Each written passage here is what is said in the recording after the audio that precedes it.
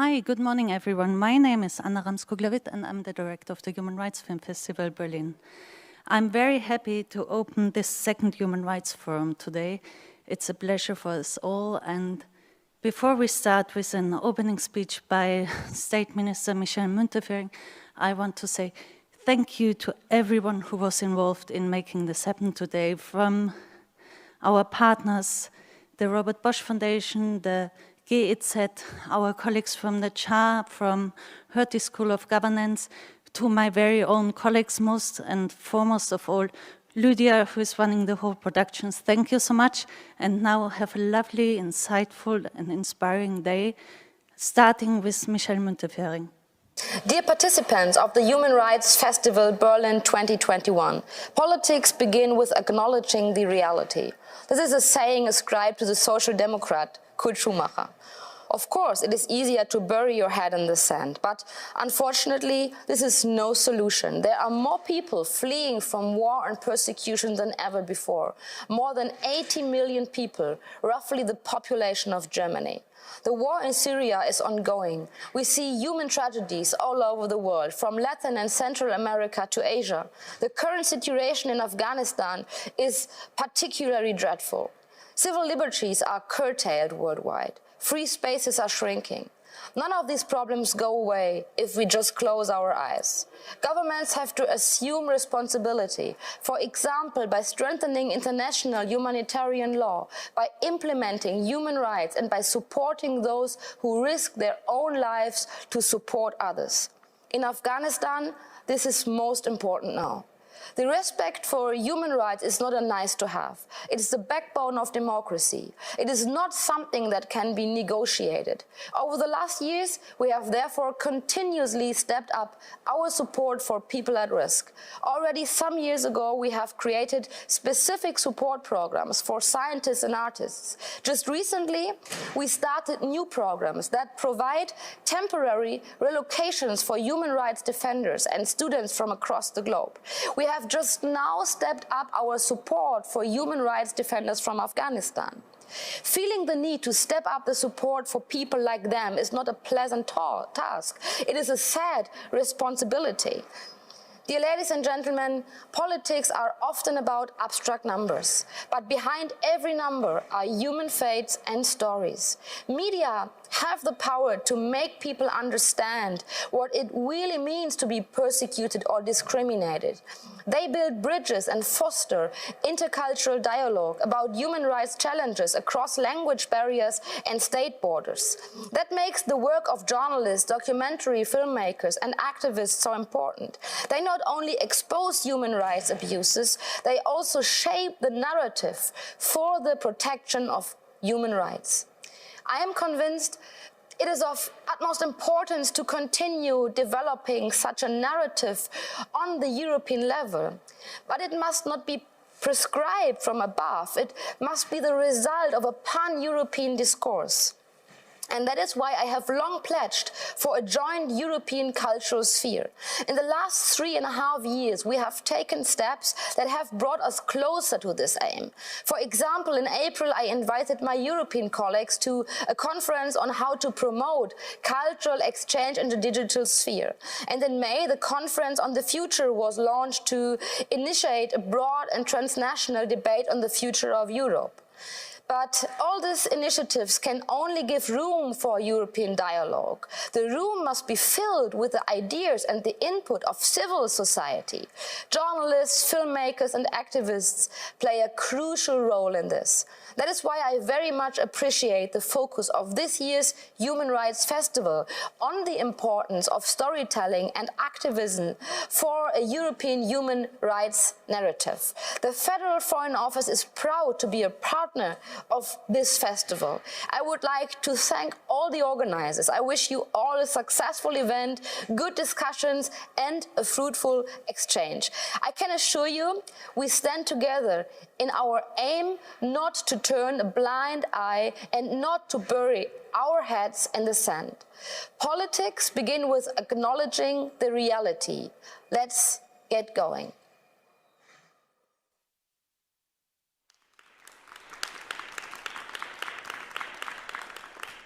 Wow, that were some empowering opening words. And I'm very much looking forward to our opening keynote from Atje Drexler from the Robert Bosch Foundation, from the Inequalities Department.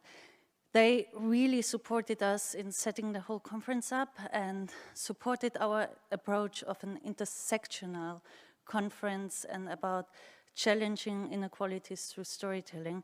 So I'm very thankful and I'm very happy, and I'm leaving now the stage to Atje Drexler. Thank you so much for joining us live today. Thank you for your very kind words, Anna. And it's really a pleasure to be here and a great honor to speak at this opening of the Human Rights Film Festival. Dear guests, ladies and gentlemen, I will speak to you today about the power of intersections, and of course about the question whether storytelling can in fact change the world. The stories we hear and the narratives we have internalized strongly shape our perception of reality. And I borrow from inequality activist Busi Chetin when I call narratives a way of communal sense-making. They are a tool that we use as a collective to develop a common understanding of the world. Let me give you a few examples of narratives that currently surround me, both at work and elsewhere. For instance, climate change is a threat to our livelihoods and needs to be tackled now.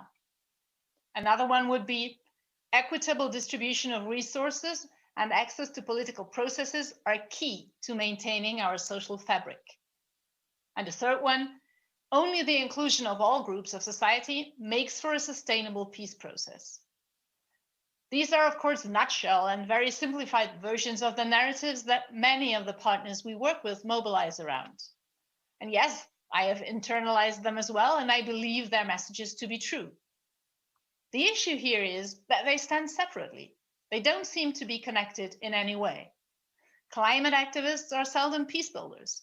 Those who fight for tax justice rarely combine their social policy recommendations with an ecological point of view. Movements still fight by themselves and for their one cause far too often, while foundations stay in their own corner of expertise. The issue at hand here is not only one of missing solidarity. If we continue to ignore the intersections between the challenges we face, we as civil society actors, as film and media makers, artists, activists, NGO workers and scientists, we ourselves stand in the way to finding effective and sustainable solutions, which we actually all strive for. So the Human Rights Film Festival and the Human Rights Forum provide unique opportunities to break these silos and to work together across geographies, across disciplines, across topics.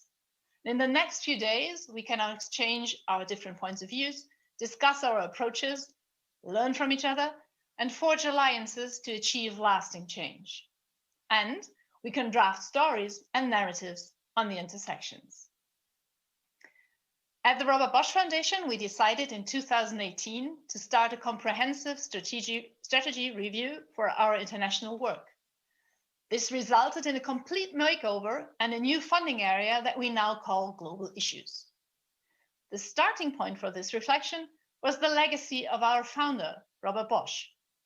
For him, promoting peace and alleviating human suffering in order to enable a life in safety and dignity for all were at the heart of his philanthropic thinking and his endeavors. Today, the sustainability of peace also depends heavily on finding solutions to current global challenges. And this can only be achieved when many different actors work together for systemic changes that address the structures underlying these challenges of our time. We identified 6 topics on which we will work: peace, inequality, climate change, democracy, migration, and immigration society. And here really the trouble begins. Clearly separating one topic from the others is neither possible nor really sensible. Rather, we seek to do justice to the enormous importance of their intersections. And I would like to give you just 2 examples for those intersections. The first one is on the interconnectedness of climate change and peace. The Sahel region, which is one of the focus areas of our work on peace, provides an alarming example for this. There are few regions in the world in which the effects of climate change are already as visible as in the Sahel. Since the 1970s, droughts have become more frequent and have affected more and more people.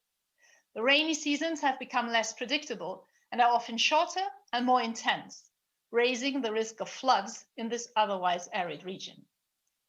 Temperatures are expected to rise 1.5 times as fast as the global average. As a consequence, more and more farmland is degraded, and the land available to pastoralists in the area is shrinking dramatically. Where herdsmen and farmers have competed over scarce resources for centuries, mediated through customary arrangements and local leaders, today thousands of civilians are killed every year in intercommunal violence. In addition, food insecurity serves as a fertile breeding ground both for extremist groups and for organized criminal networks that spread across the region. With about 50 million people in the Sahel dependent on livestock for survival, peace and security in the area cannot be understood without taking into account the effects of climate change. My second example for the importance of the intersections concerns the effects of inequality on democracy. Democratic systems are constantly challenged. More than other regimes, they have to keep up with the times and deliver positive results for their citizens in order to maintain their legitimacy and hence their institutional power. The lack of effectiveness of nation states in a globalized world and the varying success in handling the COVID-19 pandemic have further undermined the already fragile trust in democratic institutions. Forces that question the very foundations of our democracies are gaining strength. On the search for solutions, effective participation and representation of all members of society are key. But in Germany, for example, only 51% of respondents to a 2021 survey commissioned by the Robert Bosch Foundation feel that their views are well represented in the representative system. Now, democratic representation of different groups in society is closely linked to socioeconomic inequality. Let me give you just some numbers for Germany. More than 90% of the current members of the Bundestag graduated from university, compared to only around 20% of the general adult population. Less than 1% of deputies are Muslims, compared to more than 5% in the general population, and only 30% are female. Other democracies face similar challenges. It is impossible to tackle the issue of rising inequality without understanding its effects on the democratic system. And it is impossible to build legitimacy of democratic institutions without understanding unequal access to political processes. But how does recognizing the importance of intersections between issues that are often worked on separately help us finding sustainable solutions to them? Why do we need new and joined stories? At first sight, looking at the intersections just makes everything awfully complex. We cannot solve all challenges at once. If everything is interconnected, then where do we start? How do we prioritize? How do we develop in-depth expertise on a particular challenge without missing the necessary breadth of knowledge that we need to work on the intersections? Working at the intersections of fields or disciplines or movements as we've come to know them requires a strong tolerance for messiness, frankly. But the need of breaking down complex issues into pieces that can be worked on is nothing new. Fighting climate change or designing a just migration system, building inclusive societies are complex enough on their own. Looking at the intersections, in addition, doesn't add that much more complexity. Instead, I can reassure you, in many respects, zooming in on the intersections of different topics makes you realize that they're not so different after all. Indeed, crossing traditional lines of social engagement holds a strong potential for synergies. Often, there are significant overlaps in first, what the underlying issue is, second, where influence must be exerted to achieve change, third, in who key actors are, fourth, in how change can be achieved, and fifth, last but not least, why people fight for change. Let me illustrate each one. First, overlaps in what we fight across different movements or fields. Here, I would like to give you an example from the topics that I oversee at the Robert Bosch Foundation, inequality and peace.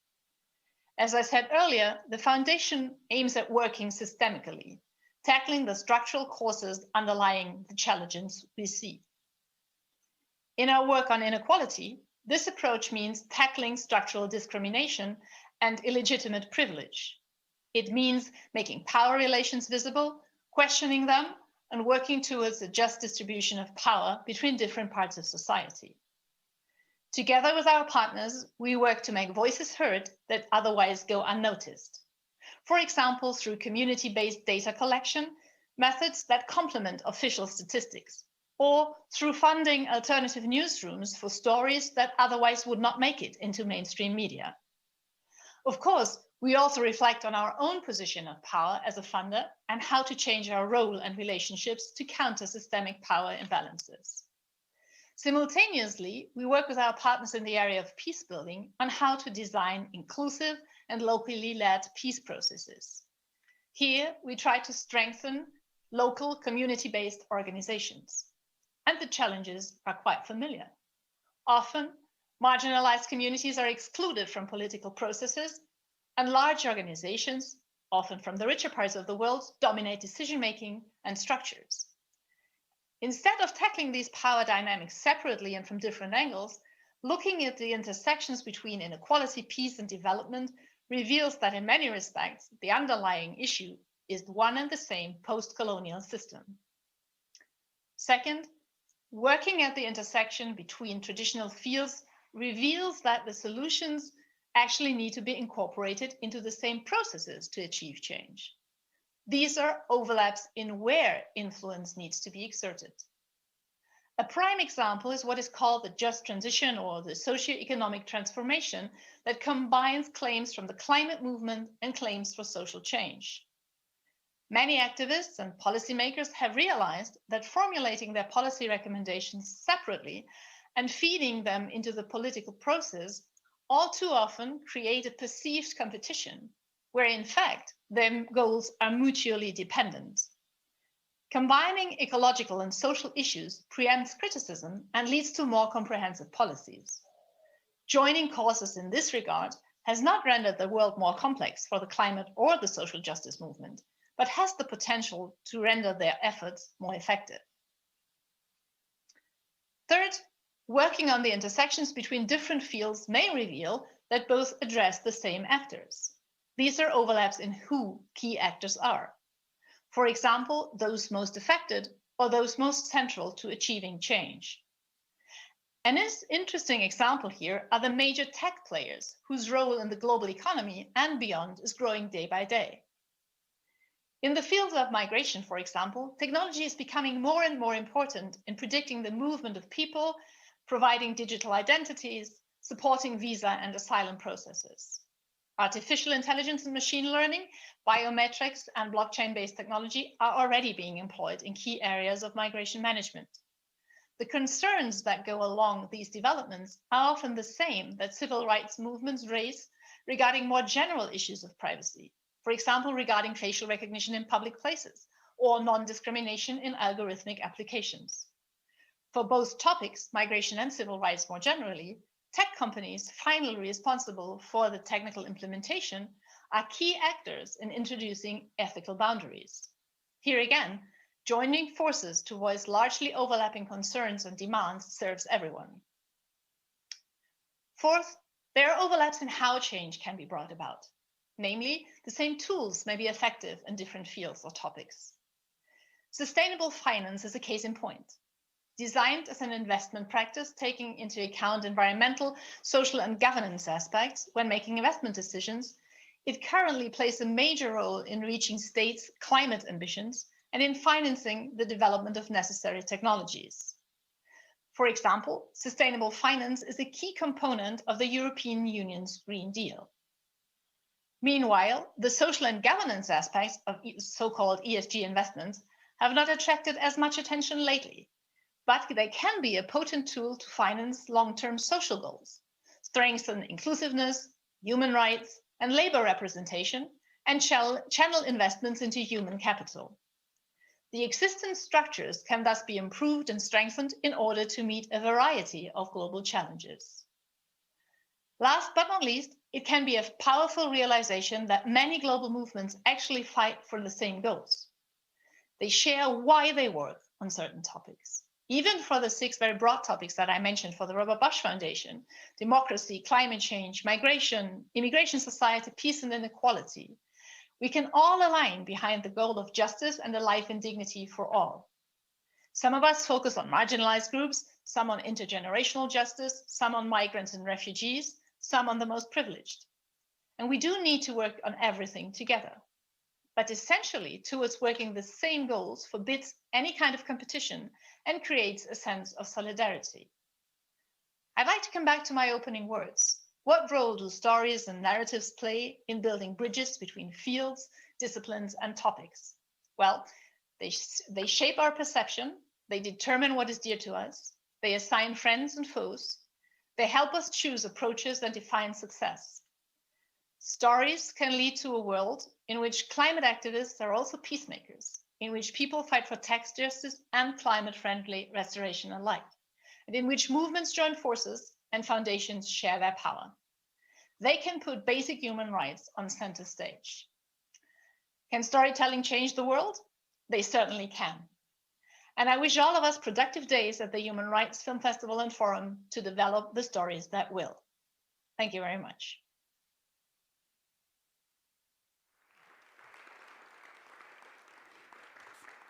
Thank you so much for this very comprehensive and insightful summary that really shows how everything is interconnected and how we really need to follow an intersectional approach. Thank you so much for joining us today and for taking the time. It was a pleasure listening to you. So we continue now with a panel on missing ? European perspectives on storytelling on Europe, and if we would need to tell more European stories in order to support the European narrative of a community of countries that support peace and human rights, which was one of the founding ideas of the European Union. So I will hand over the mic to lovely Jana Seper, our chief editor of this festival edition, and who is going to be the moderator of today. Thank you so much, Jana.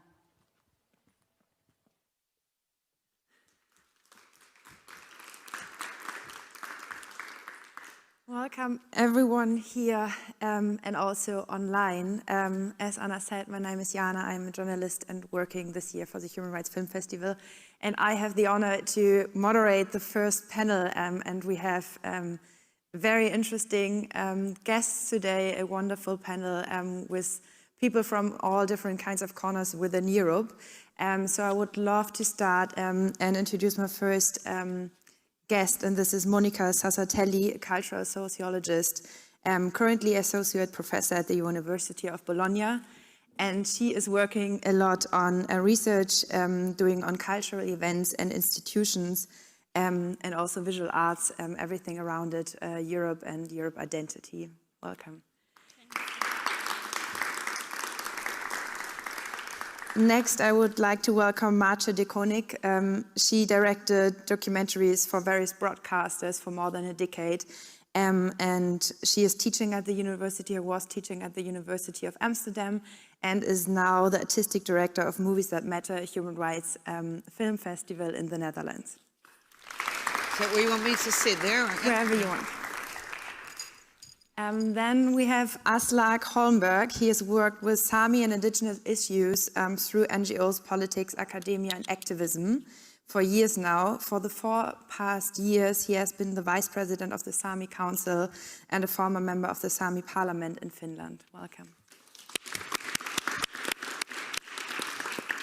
And last but not least, we have Sonja Nancy-Hermann. She is the co-founder and CEO of Refocus Media Labs, which provides refugees and asylum seekers with media creation skills. And she has created the first lab at Lesbos in 2018. Welcome.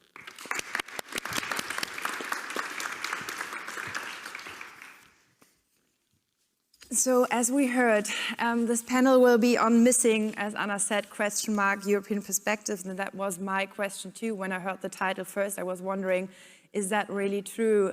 What is exactly missing? And I thought about that a lot, and this thought stuck with me. So I would like to really ask this question broadly to all of you on stage. I mean, you're here for a reason. You are focusing on this question from different angles. So I really wonder, what is your thought? Do we need more storytelling about Europe, and what exactly is missing? Marci, would you like to start? Sure. I don't know exactly if something is really missing, but what I do think is that sometimes we tend to find stories far, far away. And as we all know, there's so much going on in Europe at this moment. I've yesterday been moderating a film which will be shown here as well, called Shadow Game, about miners going from border to border in Europe. And I know the work of Sonja and Doug really well. And what they are doing is trying to get the stories of people who came maybe outside of Europe, in Europe. And if we don't tell those stories, there will never be a good integration. And storytelling, for me, is one of, as the person from the Bosch Foundation said as well, it's such a highly important way of people to engage with people who are not maybe been born in Germany, or in my case in the Netherlands or something. But if we don't reach out by storytelling, it's very hard to fill that gap. And I think in that respect it's very, very important. I mean, I equally think it's very important to have stories from Asia, from Africa, from the Middle East, etc., etc. But it's also highly important to understand how are people now living within Europe. And if we don't reach out as filmmakers, or in my case as a film festival, and invite, as we were talking before, a refugee will always say a refugee, which is not really true, of course, and we all know that. But if we don't show it, then there will always be a division. And it's a way to, if you talk about peacemaking, and a sentence I really liked just now listening, a good life for all, which is a very naive, but in a way it's something you should try to achieve. And I think in that perspective it's very important to get stories from within Europe, from all the different citizens. Aslak, you were nodding sometimes when Marci was speaking, but I think you might add a different angle as well, because now we are speaking about refugees, but there's also, as I just mentioned, the Sami, who are the only indigenous people living in the European Union. And I have to admit, I didn't know much, not to say anything about this until now the festival started, and I got a bit into this topic. So what would you say, what would be your answer, what is missing? Yeah, I wouldn't say that the Sami voice is completely missing, but definitely there is a need to strengthen it. That is the case also in Finland, in the Nordic countries, that people know very little about the Sami, the indigenous people of the area. So definitely, as in this festival, there is one film, Etnamemet, about the Sami people, then that has been quite an eye-opener to many people in Finland, that actually there in this country there are indigenous people, and what that actually means.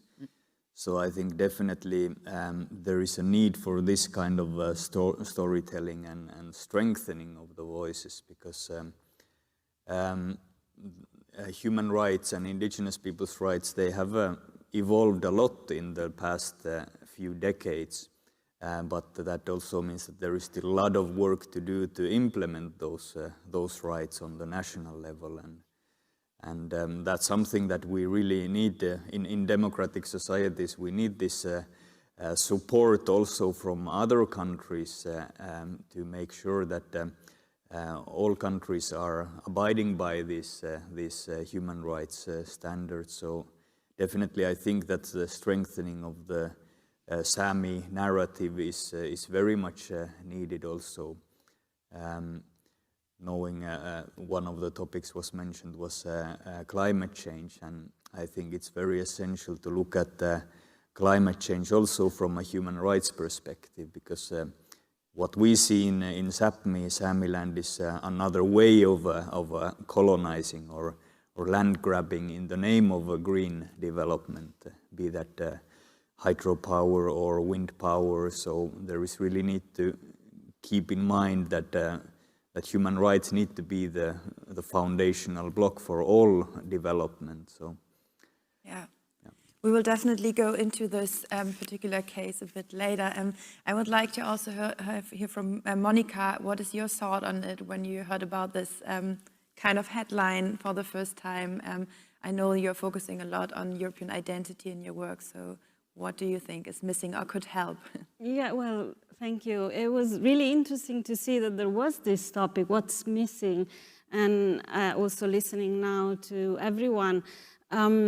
I think Europe often seems to have this problem, the idea that there's a missing, often it's phrased in the singular, the missing European narrative, and I really like that instead here is phrased in the plural. I think that's already a progress. In the sense that Europe seems to have a problem of a missing European identity. I've studied a lot institutional initiatives to try and create a European narrative. There's been a lot of institutional initiatives in that sense. And in a way, also here, we're kind of in an institutional setting, but it's interesting to try and listen to the narratives from below, although top-down and bottom-up is not that easy always to distinguish. But I think that is, as a social scientist, I think that's my role here. What is important for stories, to look at for stories, is who's telling the story, whose story it is, but also whose voice is telling the story, and under which conditions the stories are being told. So are there people who are finding themselves in a story they don't feel like theirs and is told by somebody else? And already the fact that maybe a plural story may not be so strong as a single narrative of European identity, but maybe perhaps that could be better. And here, really, I would like to learn from storytelling, because analysis always try to find a solution, an answer, and maybe a little box. And storytelling, perhaps, or I hope, I'm listening, is more able to deal with complexity and with the idea that no story can be the story of everyone, but you can see something, a glimpse of yourself in every story, and maybe learn from that. Mm-hmm.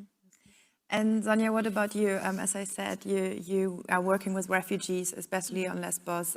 You're doing a very important job. So what do you think from the experience you have there in the field?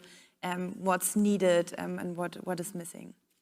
I will refer to what Monica just said, that no story can be a story of everyone. And this is something that we see basically every day. Working with refugees, we are trying to give them this field to showcase their work, but also let their voices be heard. And this is extremely difficult because every time we have media coming to cover something that is happening, and we have to be honest, usually it's something really dramatic. The camp is burning, somebody self-immolate themselves. This is something that makes news. But every time they're coming, they are the subjects. And this is what is shown. They're making those fast news. Very, very rarely it goes deep.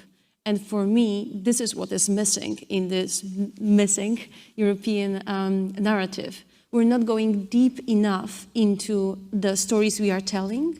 And this is very dangerous because it's not only about how it impacts the people whom we're telling the stories about psychologically, because very frequently journalists trigger a lot of trauma that people have, and because it's very fast news, nobody's interested in what is happening to them later.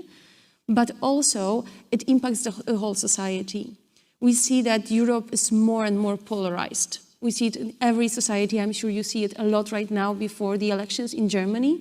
And every time I go back to my home, which is south of Poland, I see that society is just going apart a lot. People who are, let's take the example of refugees. People who are in support are even more in support of refugees, and people who are against are even farther. And there's no dialogue in between. Also because we don't have those stories that bring dialogue, that don't go deep enough to really put those people together and show both sides of the story.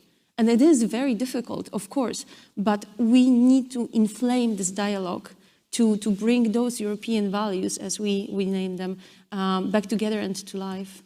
Mm-hmm. When I hear you speaking, I hear some anger, or at least critique on journalism, or maybe not. Like, who would you say is in charge of that, and who has to tell those stories? And do you have an idea how we could do it better? First of all, I would like to encourage everybody to join our workshop. Today at 3:30, we will have a workshop on that, how to tell stories, especially in crisis situations with refugees, because this is what we are appealing for. We believe that every time you go to a crisis situation, there are people you can tell the stories with, not only about, right? And we have a program for citizen journalists, so we train people to be journalists, to tell their stories and how to say it. And the whole idea actually came from the fact that our students, during the largest crisis on Lesbos Island, worked with several big media like BBC, Al Jazeera, CNN, The Guardian, and they had their thoughts about how this cooperation looks like, and sometimes it was positive, but mostly it was very negative. They felt like they are being used in the story.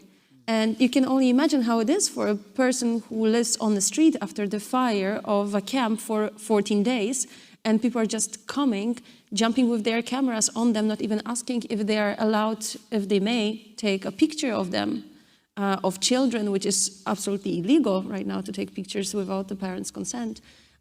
So I would really encourage everybody who's interested in the subject to join us for this discussion.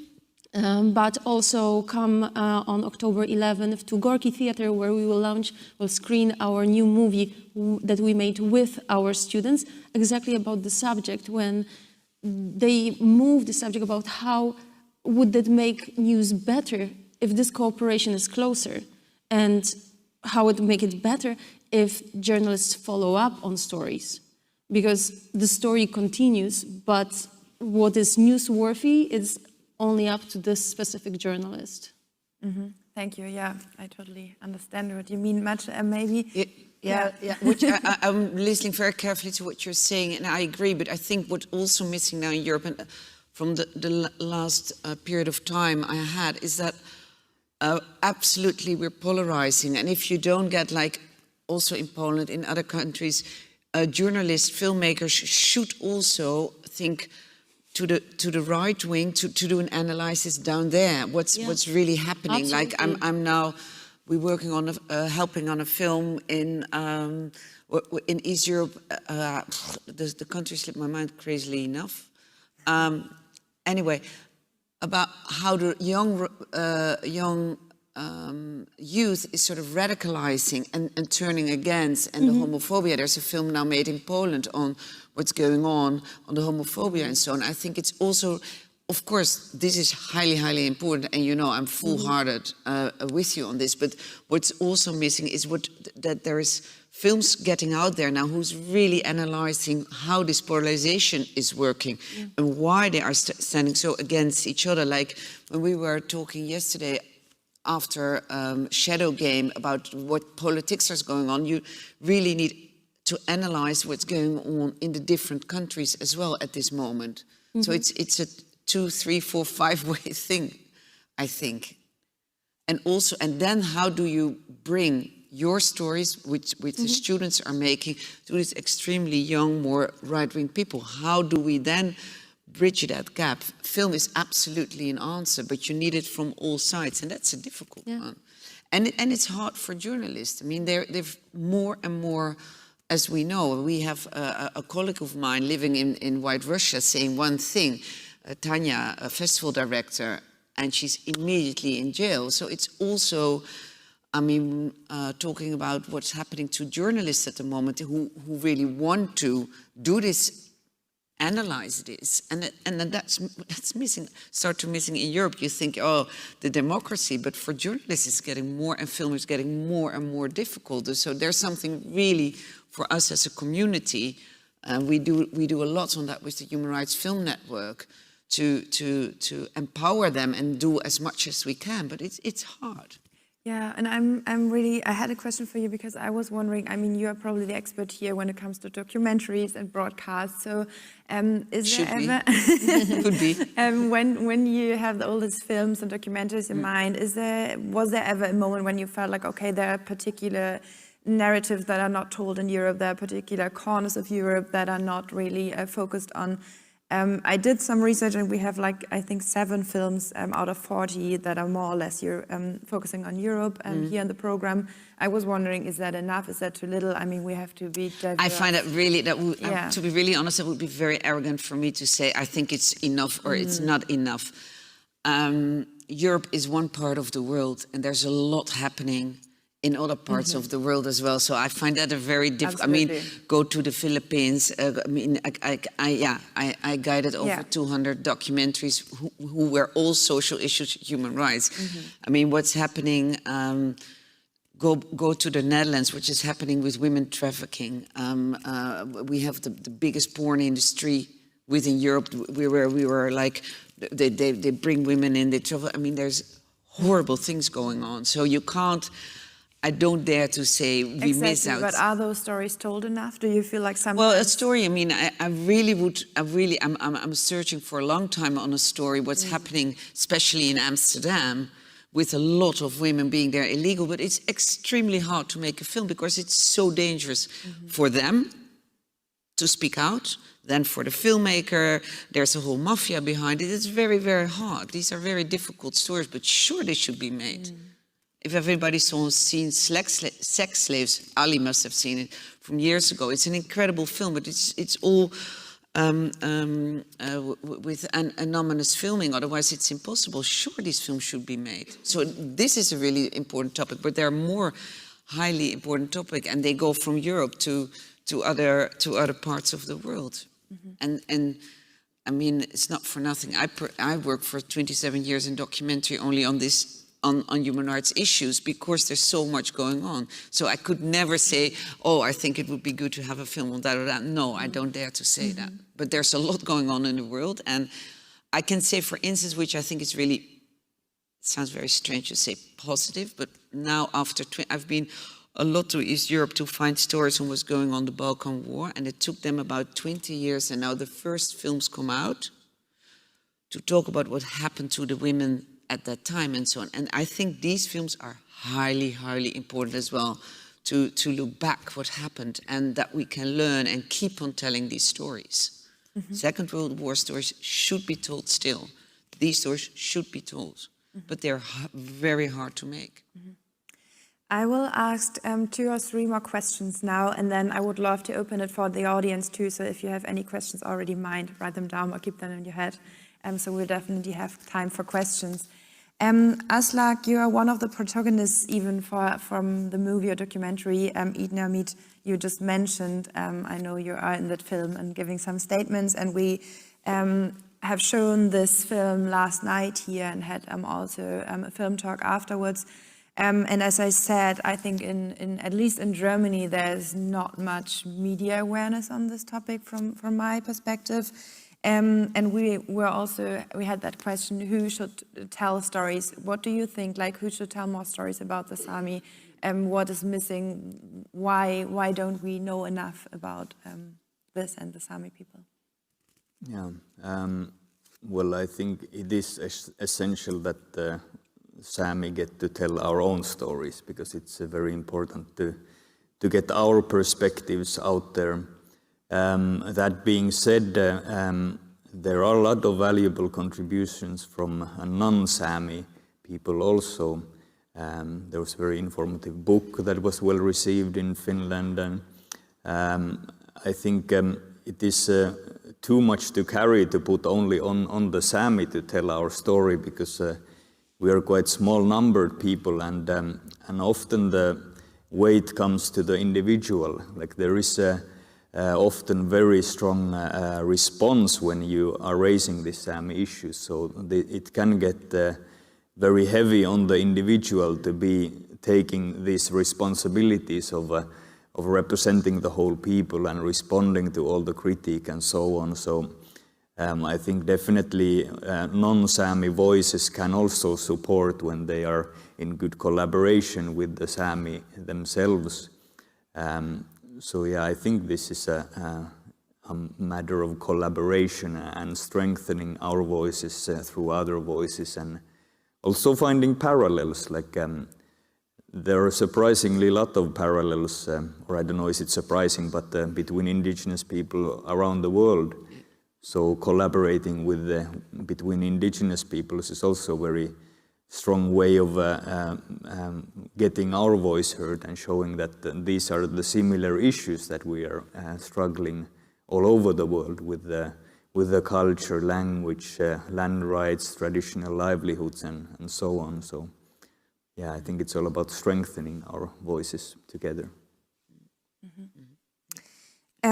Sonja, I read that you have been living in Serbia and Greece to do some research too. Can you think of any important issues or eye-opening stories that you have seen there as well that haven't been told yet? In Serbia or in general? There are definitely underreported stories. And the problem is, as I mentioned before, it makes fast news. For example, the border closes, people are stuck on one side, media come, report very fast on the issue, and then they leave. Then we have huge problems that follow with families, for example, being separated completely, and mother and one child are on one side, father and the other child are on the other side. We have, it seems like what interests media at this moment is this specific tragedy that is happening. We even have something that somebody told me, called it the Olympics of empathy, which is like, you know, we have this like, whoever brings this more horrible news, heartbreaking news, and nobody follows, nobody shows also the possible solutions, how can we push it, which would also bring more attention to the subject, therefore maybe would attract either politicians or other movements, other NGOs to come and help, right? There are so many stories of people who went the whole Balkan route and are stuck in certain places. And we know of that, but we really don't know how it looks like. And more of those informations are now reaching the audience. I believe it's today that there's information on the European borders during the forum. But how it looked like for years, ever since I worked in Serbia in 2016 and 17, at that time we already saw the pushbacks. We already saw how people were treated. They were very badly beaten, stripped naked in the middle of Serbian winter, which is very, very brutal. Dogs were sent on them. They had many bruises and many bites from dogs. They were coming back. They were pushed from the Hungarian to the Serbian side. And it only started making news this year. Yeah. People started getting interested, but when we were appealing to the society, to journalists mostly, to start reporting on it, to show what is really happening, because there are people who are willing to talk, nobody could actually believe it at this point. It's like, it's European Union, like come on, like nobody's beating people at the border. Yes, they are arrested and so on. Like, watch Shadow Game tonight. Yes, nobody, and what we saw, people were returning from the border and they were so badly beaten, but only from neck down, because from neck up, meaning the face, they have been recorded by the Hungarian police. They were given a piece of paper and they had to read the statement saying that on that day they have been captured by police, and they hereby state that they have been pushed to the other side, but nothing bad happened to them. When down below you would see bruises, sometimes even broken bones. So it never made news until this year, more than 3 years later, right? 4, basically. So there are subjects that, things like this are still happening. Next week we are going with our project to Bosnia to check the situations there. And the big problem is that every time the people who are really engaged in the subject are doing deep dive into the subject, it goes into the bubble. Something that Martin mentioned, it goes to people who are really interested in the subject. It doesn't go farther. That's also how social media works right now. But that's a completely different subject. But definitely, the other story I can think about, it's not Serbia, but also something that Marky mentioned, that we need to see it from the other perspective. Lesbos, Greece, where we work every day, used to be such a friendly place for refugees and people working with refugees.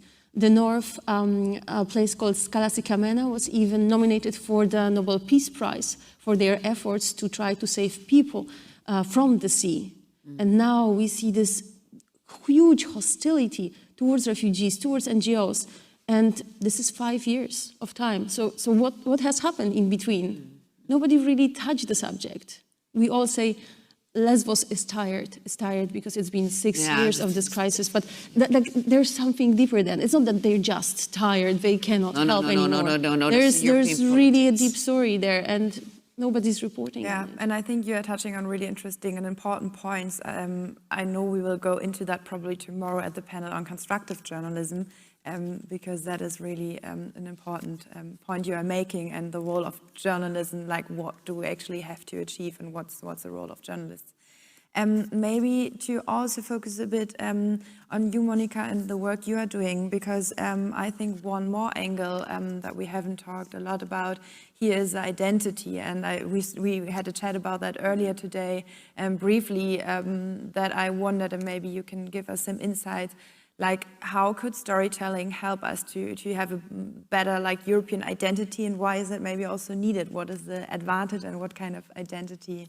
Yeah, well, yes, I'm thinking, listening to everybody, again, thinking of the power of storytelling, and also when storytelling at this level, the everyday, the continuing changing news, then becomes internalized. We heard about interiorized stories and narratives before, and obviously there's different levels there.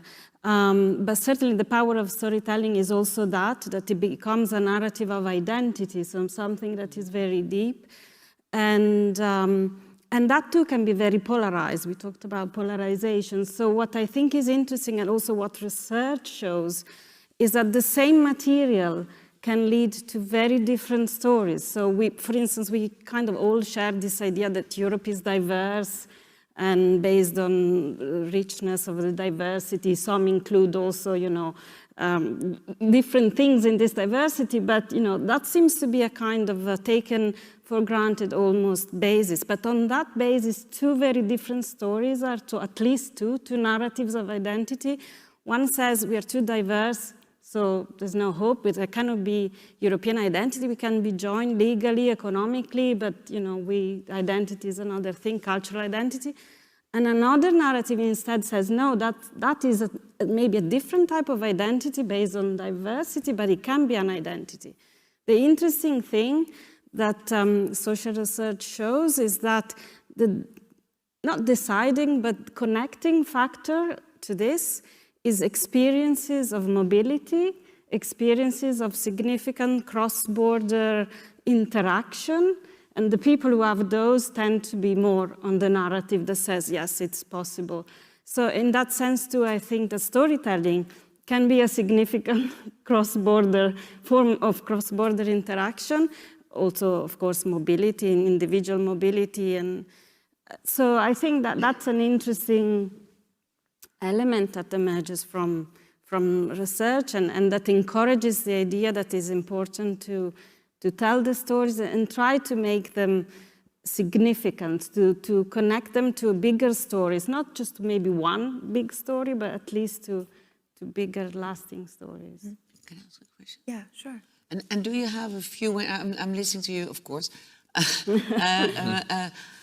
That, as also Sonia said, and that's, I think, something that's really starts to be quite a big problem, is the social media and reaching these people who should maybe see this story in order to get an engagement, to understand the other, etc., etc.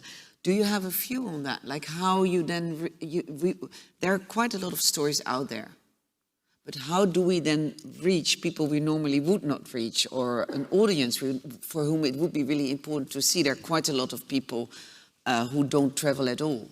If I go on vacation to France, French people go very often, the average, stay in France, is beautiful. Italy, I'm exaggerating a little bit, but you know what I mean. So how do you have a view on that? Well, other than that we show it on TV and so younger generations is not watching TV anymore.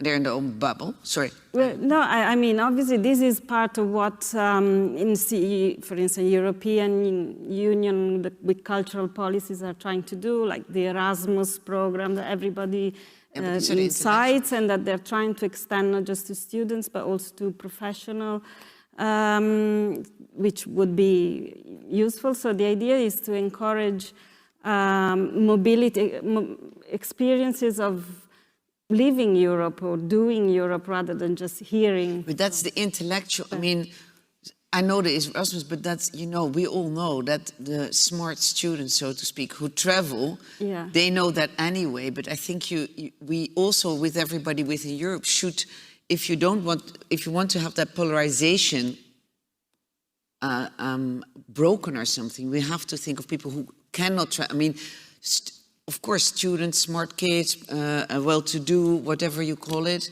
they'll travel, but it's a very small amount of the Europe of people, as Sonia is saying, which I heard yesterday a lot about as well, that politics aren't really helping at the moment. They're quite happy that the ratings are going down of people fleeing to Europe. And that's, I mean, yesterday even was very cynical in that respect. That they're quite happy in Hungary. The pushbacks in Hungary is incredible. Yeah, what they do, and they just violate their narrative there. You gain political power by either supporting this or that side. Yeah. That makes, so how do we then reach not the smart students going by Erasmus and traveling anyway, and they will go backpacking to Asia and get ideas and understand, but I'm talking about another group of people. Well, the problem is that the main policies that have really to do with identity narratives are still in the hands of nation states. Education is not managed at European level, probably rightly so, but you know, and national states at the moment generally are turning more inward. Internal, right? Yeah, because during crisis that is what tends to happen. Yeah.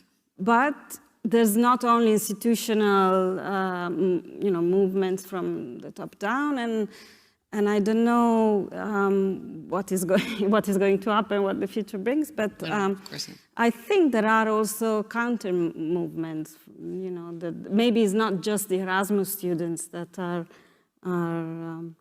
opening. Well, if you take that, sorry. If you take the example of Balieu in Paris, you know, that the police didn't even come in anymore. They don't do, and there was no journalist going there. There should, if you don't put a camera on that, so to speak, and if you don't give them attention or anything, this is what could happen. And this is Paris, but it could happen in many big cities. Because if you neglect, that's what happens. And if even journalists don't come in anymore, then there's no report, and that's it. That's another group which is. And nobody sort of seems to know. So I'm curious, like, I don't know if maybe somebody in the audience is really smart and knows the answer. Exactly. I think we have open questions that we can't answer yet, but I would love to open this now for the audience. Maybe someone has a question. We do have a microphone here, I guess. So if you have a question on one of our panelists, I think we touched on so many different issues within this topic. So please feel free to step up. Not really yet. No. Okay. No questions? If people are thinking, I will just, something that came to my mind right now, and Mari was asking this question, of course, I don't have a silver bullet for that, but, you know, this mobility that Monica was talking about that impacts positively people because they open their minds for something new. Absolutely. And not every person from this small village can allow to themselves to travel, to see something, but also they have no idea that there are certain possibilities or that the world looks like this or like that, right? So, you know, if they cannot go, the small thing to start with is if those opportunities come to them, to their small places, and something like those mobile festivals. Yeah.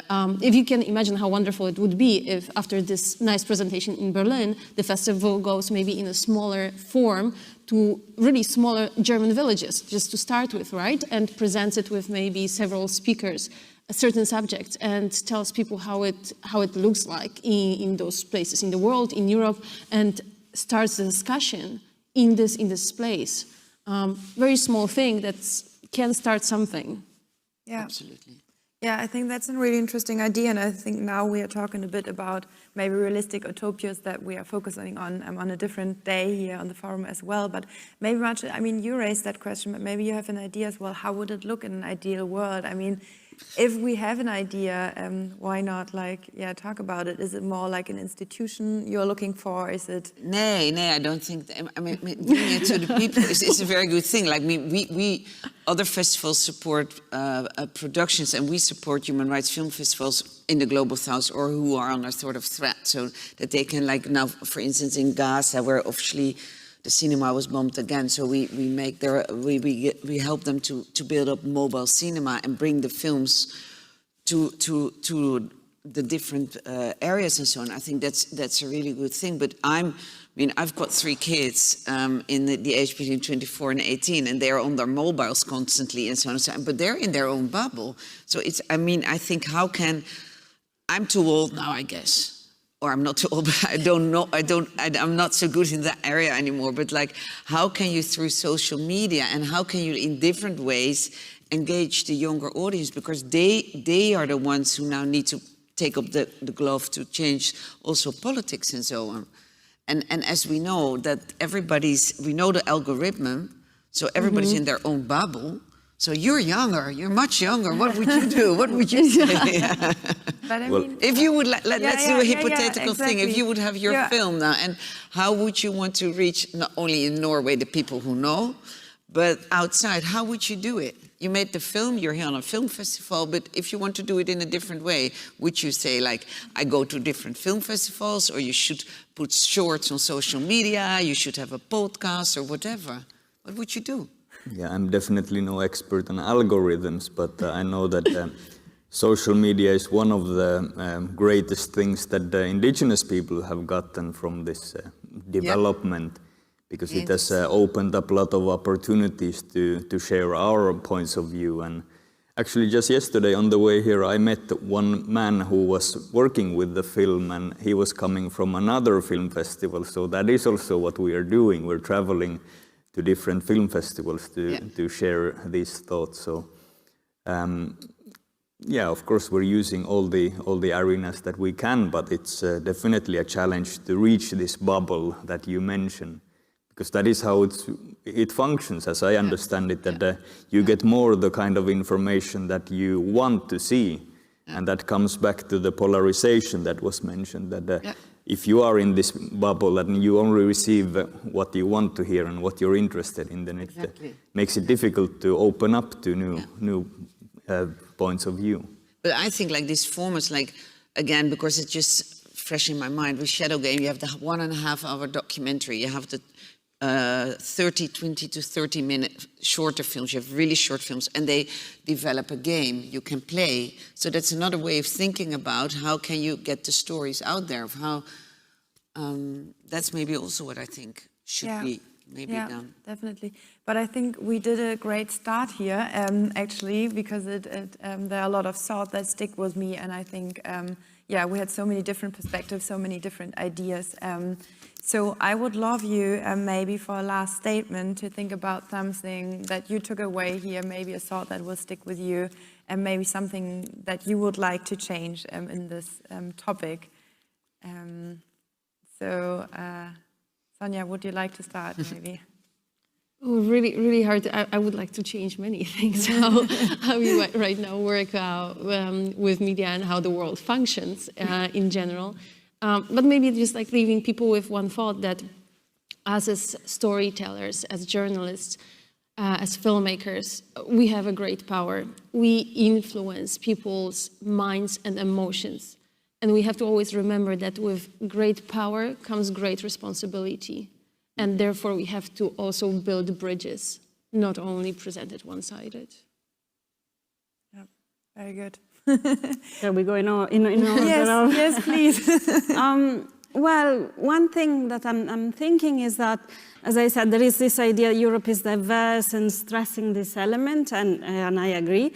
But I would also try to look at the other side, and maybe we also need more stories about what we share and be less defensive about it. And for instance, human rights, I mean, we don't need to appropriate and say it is European, but we can say that to be European means to believe and foster human rights, and without thinking that because it is universal, it makes it less an element of identity. Identities can be inclusive as well as exclusive.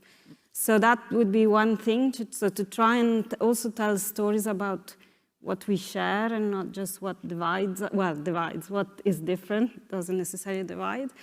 And then instead, something I would like to learn more is about exactly how to accept the diversity and complexity of different stories, because as I said, as a scholar, you tend to try and be analytic and find the solution, but instead I think maybe we need a way to accept more complexity. The national identities were very simple. We are together because we are the same, and imposed one language, and now maybe we can accept more complexity, and I think we can learn. I can learn from storytelling. And that's it. Thank you. Aslak, what is your last thought or statement? Well, I think that fundamental thing about human rights is that human rights violations should not be a domestic issue, because they are, by definition, they're international issues, and I think that's where storytelling also plays an important role, that we can raise these stories, like this documentary that here is playing. It shows that there are definitely issues that we are struggling with, and Sami in Finland were about 10,000 people, so you can see the democratic challenge if we're in a people of 6 million countries, 10,000 people. We don't have a democratic voice if you don't recognize indigenous rights and make sure that they are respected. So we cannot be at the mercy of the political parties to decide if they would like to hold up to these human rights standards or not. So we need to share these stories and hold everybody accountable on this. And yeah, these are not matters of opinion, but these are something deeper about human rights. Thank you. Well, they said a lot, but I think what do I take away? I mean, I get actually quite empowered about this panel, thinking like, if we can get those stories out to as many people as possible and find new platforms and way of getting out of our own bubble. I mean, sometimes you have to be in your own bubble to step out again, but I will challenge myself to think like, how can you reach other audience who don't agree with me on human rights at all? Because they have a totally different view. So how can I bridge that? And I have a bit of answers, and I think an answer is film. I think it's an amazing way that people can get engaged. So that's really good, and support journalists and filmmakers, which I think everybody here does, who works on human rights issues, which there are a lot to work on within Europe on many different subjects. So that's what I take away. But I'm constantly thinking like, what are the new ways of how to use film as a medium to start that dialogue and open up thoughts and other doors to think differently about another human being. Yeah. And not judge so much upfront, something like that. Thank you so much. I think, I took away a lot of interesting thoughts, and it was a good reminder, I think, also that we have to build bridges, that we have to build connections, especially within Europe even also. So thank you for this wonderful discussion. I think all of you will be around for a bit, so if you have any questions later on, I think you can just, go to one of us and ask. Thank you so much for listening, and have a good day. So now please welcome our two wonderful speakers of this session.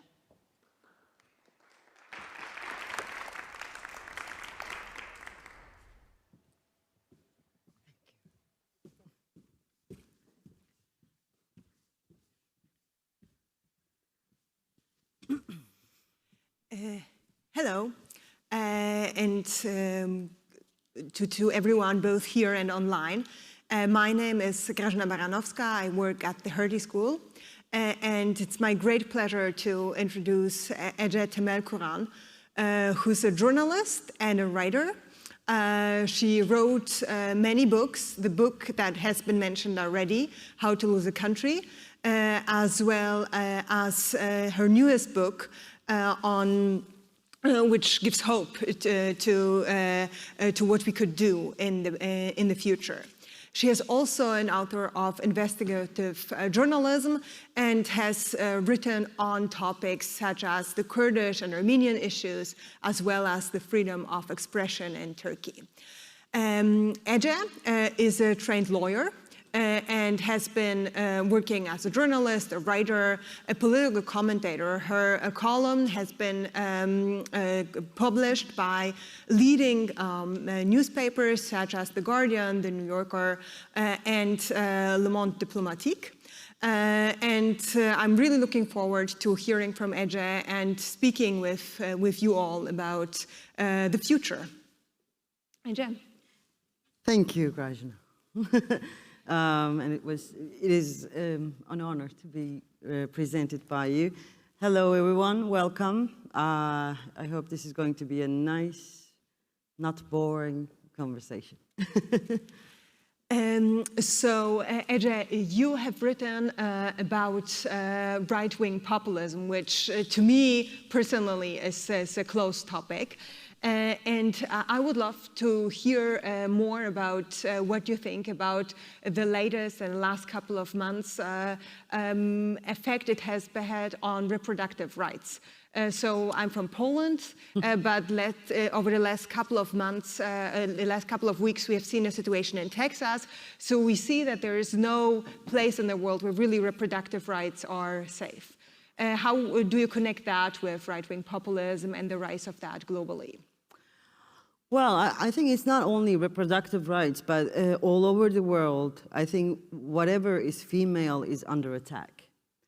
And when you say female rather than women or women's rights, you are actually already talking about a wide spectrum. It starts with women, but then it includes 50% of the male as well. And it doesn't only apply to human beings, but it also applies to what we consider as female. We consider nature as female. We consider caring, the concept of caring female. We consider compassion, human love, all these things are female. I think, it is very interesting to pronounce this word in this country because I get always, hardcore reactions when I call it by name. But fascism, I think, is the biggest attack on whatever that is female. Mm-hmm. So I think right-wing populism, that term, has become too docile, so to speak, when we are talking about today's world and what's happening in politics in today's world. So why don't we just call it fascism? And I think fascism is the biggest assault on what is female on this planet and in this universe. So yeah, reproductive rights is part of it. And I do think that this all goes back to, or it all comes from, the fact that the system is collapsing. And as we all know, since the beginning of human history, whenever systems collapse, the men hunt for women. They always invent new witches. So this time, they are trying to regulate the women, the womanhood. They want to suppress what is female in the nature and in our social lives.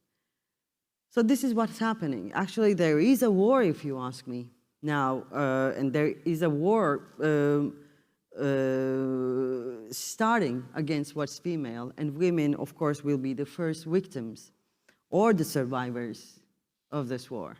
And Poland is a good example. Turkey is also a good example. But then lately, we also see in London, women are raising their voices against femicide. They're not only suppressing women or whatever that is female, but they are also targeting women like literally. And why are they doing this? Yes, it's collapse of the system and so on and so forth, but also there is that big reason for them to do it. They do it because they can, because there is nothing that stops them. And it is not easy for people in Europe to recognize the change in the social sphere, but all this radical male, I would call it, radical male comes into existence with small signs. So it doesn't mean that it's not going to happen in Germany, and this is not a craziness that also it only belongs to Turkey or Poland or whatever. It's all over the world, and we have to acknowledge it, and we have to acknowledge the fact that this is a global war against female, and we have to act accordingly, I think. I really appreciate how you started answering this question, which is about war, kind of how you ended it, with talking about caring and about good things that we associate with being female, about caring about others, but also about the world and about the environment, and the good things that are then met with fascism or with right-wing populism, with other things. So how do you feel in today's world that we can use, whether we feel ourselves to be female or male, those female things that are associated with being female? How can we use them? How can we highlight them in a way that makes the world better? Well, one of the topics of this festival is storytelling. And this is, I think, all people here who are attending, who are participating, we're all storytellers. There was something interesting in the previous panel. A lady said, it's not, we're not telling the story about refugees, but we're telling the story with them. Fair enough, lovely. But then I think we're in 21st century. Nobody is the audience. There is no stage, no audience, no authority of the microphone anymore. Everybody is the storyteller. And unfortunately, we do not have enough listeners for our stories. So every story in this age is begging and running after its audience. This is the challenge of 21st century, because 20th century was a big split between the authority of speaking and the submission of the audience. We don't have that anymore. So actually, there are not appointed people who are going to tell the story of others. Everybody's telling his or her own story. I think the point is, the most important challenge in this era will be who is going to listen to these stories. Because it does matter to tell the story with the victim, with the subject of the story, but also it is very important to know how you're going to make the audience or the listeners listen and really listen. And this is what we are trained for in journalism, in storytelling, in literature, and so on, to convince the writer, or reader, sorry, convince the reader, listener, to be in the story with you. Mm-hmm. So 21st century will be quite difficult for that reason, because too many storytellers, not enough listeners. But we are all going to find out what is the story of this century, what is the storytelling, what is the type of storytelling of this century. And I think it's going to be telling the story together. Mm-hmm. So you started talking about storytelling, and you yourself are a storyteller. We know your work, and which is both political and non-fictional as well. Would you care to say a couple of words about your newest book and introduce that and how storytelling plays in with that book? Yeah, I wrote this book, How to Lose a Country. In German, it's Wenn dein Land nicht mehr dein Land ist. Brilliant title, I think. And that book has been published in several countries, so I literally went around the world for 2 times speaking to audiences. And every time, in every country, with every audience, I heard the same question. After I speak about fascism, and I did my Cassandra gig, like we're all going to die and so on, everybody was asking the same question, where is hope? And after a while, that question started sounding a little bit ridiculous to me, because I thought of this, another question, like, what if I tell you that there is hope?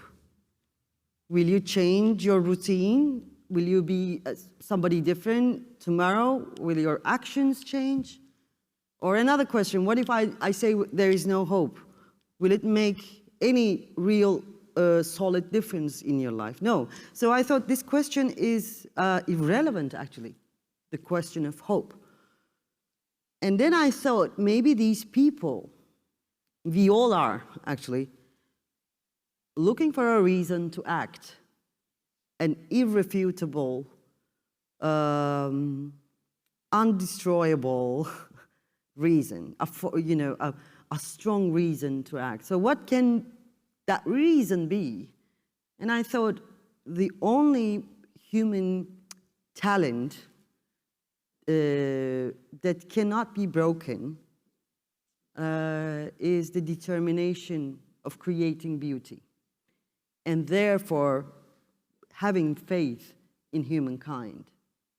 Having faith in humankind is a moral stance. It's not because you're convinced that humans are beautiful. You just make a decision to have faith. And faith is a magical power. If you have faith, nothing can convince you otherwise.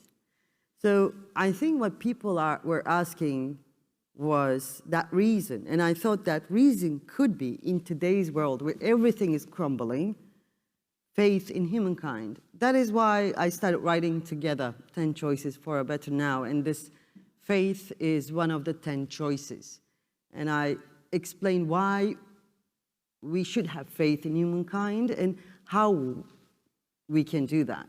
So there are other choices as well. And I wanted to write treaties, so to speak, for the progressive people of this globe. A moral and political treaties. It's one person that I remember really strongly from your book is an Argentinian young woman that fought on the streets for more or less social justice, we would kind of say in this European perspective. And she fought with her child on her, with her infant kind of with her.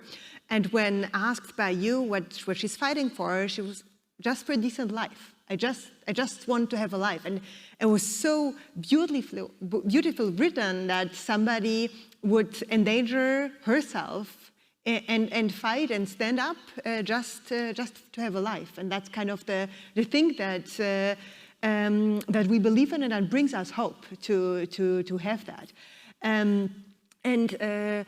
Are there any other people that, and young women would be probably kind of the thing that I would be looking for, that you met on your road, that you could share with us their story as an uplifting or hopeful thing as well? Yeah, that was 2003. I don't know if you're old enough to remember those times, but there was an economic crisis in Argentina, and I was there to report on that. And I was talking to this very poor woman, 24 years old. She had a baby, and every day she was going to the main arteries, one of the main arteries that was going to Buenos Aires, closing it down with her gang, and with a metal stick in her hand, she was fighting with the police. And this was her routine. I asked her, like, why do you do this? And she actually said, I want to go to work 5 days a week, and I want to go to tango at the weekend. That's why I'm doing this. So we like that word, revolution. Sometimes we don't want to think about the blood it contains. It would contain if once it happens. But many people do not want revolution. They just want a dignified, decent life. And they want to feel the joy of it. You would be surprised how much exploitation, inequality, unfairness people can take. But what they cannot take is being mocked by the power. And sometimes that is why, and mostly that is why they go on to the streets, to uprise, to protest, to riot. So that woman gives me hope, because for so little things, or seemingly so little things, one can dedicate, devote her life, sacrifice herself.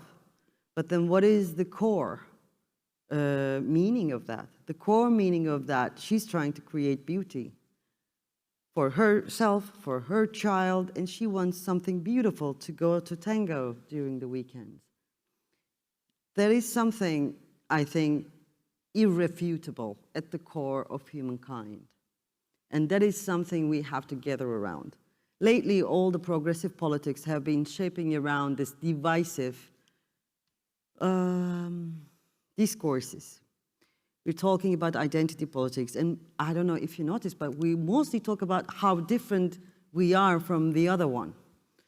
In this world where polarization is manufactured by fascist movements, I think we have to find words to bring more and more people together.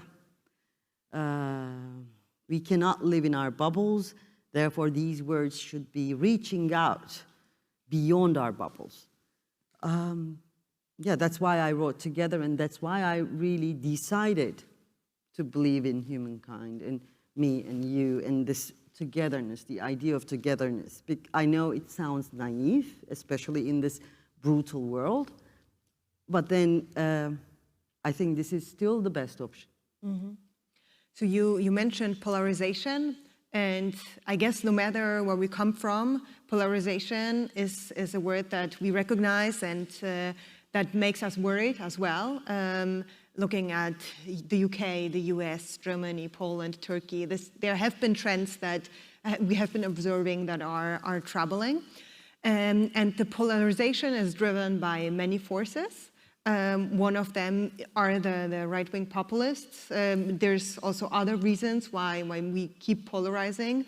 Bubble, what you mentioned, social media can be also one of the motives that deal with polarization.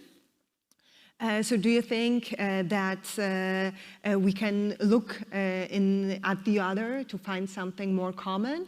Do you think we can talk about the things that are in common? Or should we try to ignore polarization, to fight it in another way? It's really difficult when we are faced with someone who really does not believe in the core values. And that's at the core of fascism. So here, discussing with that polarization is really difficult. Exactly. I'm talking about faith in humankind. And I think, more or less, even if we are too cynical to admit it, we would agree in this room that we have faith in humankind. Otherwise, why would you be here anyway, to listen to me or watch a movie and so on? Because you are believing, actually, believe it or not. And one of the reasons that we are doing this, that we are believing, is because fascism is the total loss of faith in humankind. That is where it begins, morally. That is the moral core, or lack of moral core, of fascism. I don't think we need hope, or I don't think we need inspiration. We all know what's going on, and we don't want to feel helpless. That is the big question, and we don't want to feel numb. That whatever we're doing for this reason. Lately, I was thinking about Afghanistan, actually. The polarization right now, that's one of the chapters in Together, between pride and dignity. They created this polarization on the word pride, for instance. And they are calling the nations to be great again, to mend, and these right-wing populists, fascists, promising the masses to mend their broken pride. So how can we explain to these masses, to the other people, that it is not pride that is broken, but it is dignity? It's all our dignity is broken. It's not pride of somebody but it's all of us that is broken.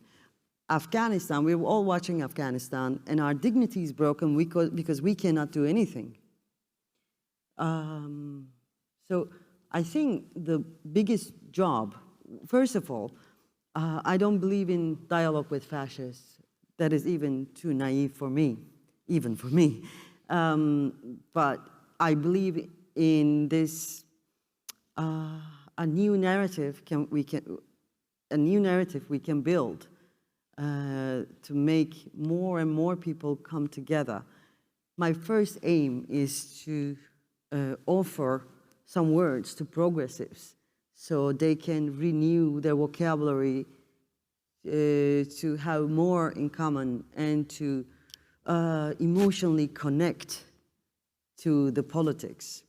Because today, right-wing populists, fascists, they are doing this excellently. They're managing the politics of emotions. And that's what they are doing, nothing else, actually. They are just manipulating emotions. Whereas progressives, or people who consider themselves progressives, they shy away from this. They try to act as if there are no emotions. They are kind of embarrassed to talk about emotions or human love and so on. But if we leave that realm to the fascist movements, they're going to use it a lot. So we have to have a word about that too. And that's why what I'm trying to do. That's why I'm trying to understand why every time we speak about human love, somebody smirks. I cannot even talk about human love without smirking. But how did we come here? I mean, like, because this is what we are doing. This is why we are doing what we are doing, right? Because we love humans. And it's not easy to say it out loud. You feel like you're going to be mocked because of this. It's, we're kind of coming back to the beginning of our discussion when we talked about female values, that talking about caring and friendship and love is something that we don't take as serious as talking about things that are considered to be masculine. And for some reason, as a civilization, we believe that there's more respect for them. And it's more worth talking about them than about those love and friendship and. But I think it's another chapter in the book. The power will be replaced with strength in the coming times, both for politics and morally as well. So that will be changed. By the way, I prefer to call them everything what is considered female and radical male. So. I like that, radical male, yeah. Yeah, because it's, I mean, what we consider as female or radical male is not really female or radical male. Everybody can do that. And, exactly. And you have also described in your work, and we all know from political life, women that are in the very movement of radical male, radical male, and they are very strong with attacking reproductive rights or female or women rights. So this is not something that is just distinctive to male or radical male. There are all kind of initiatives here. If there are any questions or somebody would like to engage, then I would be happy to take any questions. And if not, then let's come back to empowering. So from my, during last year's experience, we did not have, most of us did not have a lot of moments that were empowering.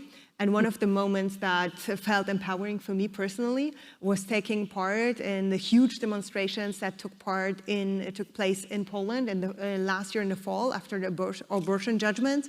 And it was really thousands of women and less, but also men that were walking the streets while it was forbidden. We were not allowed to take those walks. And it was really this empowering experience, even though as a lawyer, I knew that this is not going to change. So I protested, not to get really a change of the law, but to voice my anger. And it really helped. It really made me feel better much more than I expected when I first took part in that. And so how do you feel about empowering and things that we can do that even when the situation might be blunt, might not be positive, that we can do that make us feel better just for the sake of it?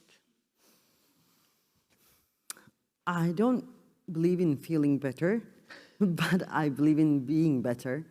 And lately, I'm like, this is last week, so I want to talk about that.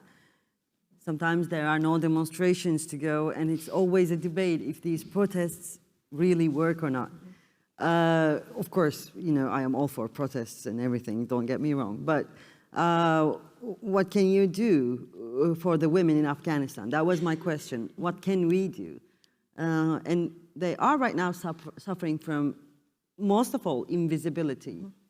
And they feel like they're not recognized as people. They feel like their pain is not counted for. So I was thinking, I'm like, one of the, you know, perks of 21st century is that you can really connect with people very easily. So why don't we have friends from Afghanistan?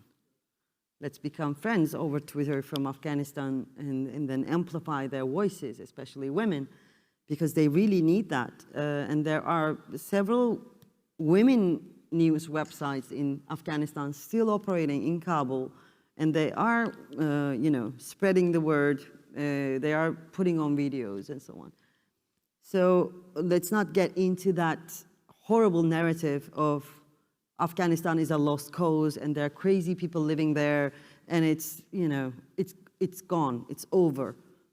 People are still resisting. Maybe it might be nice and it might make us better people to amplify their voices, to help them, to be in solidarity with them. Always knowing that it's not only them that we have to help, but we can ask help from them as well.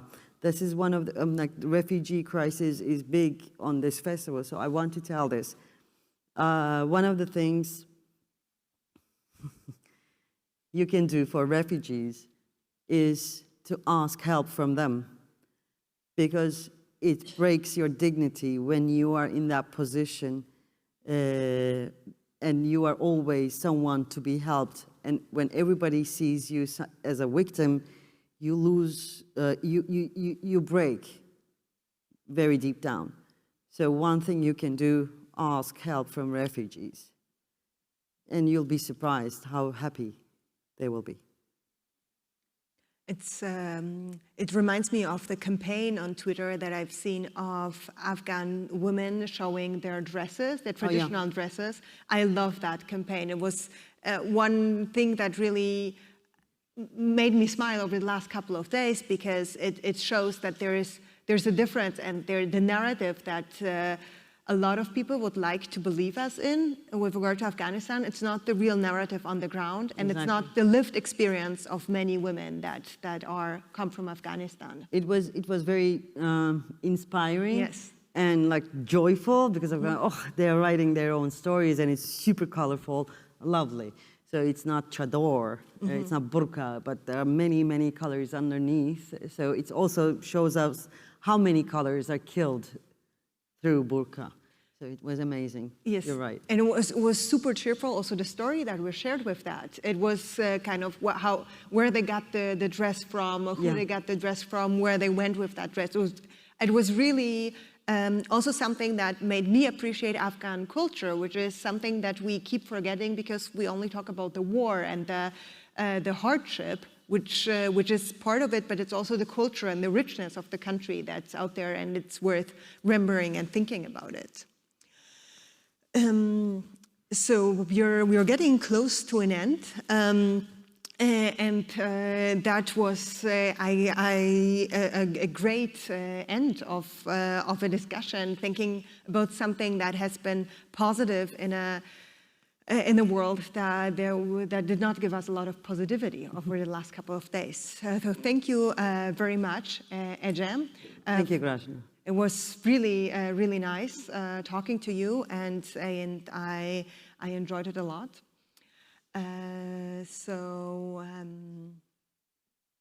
I I guess we are Done. I could have listened to you two for a much longer time. I would love to. Why nobody's stopping us. No, but we actually have to move on to our pitch. But Fantastic. thank you so much, both Thank of you. you. It was such a beautiful conversation, and I hope we can continue it outside later and just talk about the last sentence you said, the two last sentences about amplifying voices of others and asking for help of people who are unlikely to be asked for help. That was for me like, okay, everyone here in the room can take this and go out with this message and spread it, because it's so easy. Yeah, so thank you so much. Thank you. It was lovely.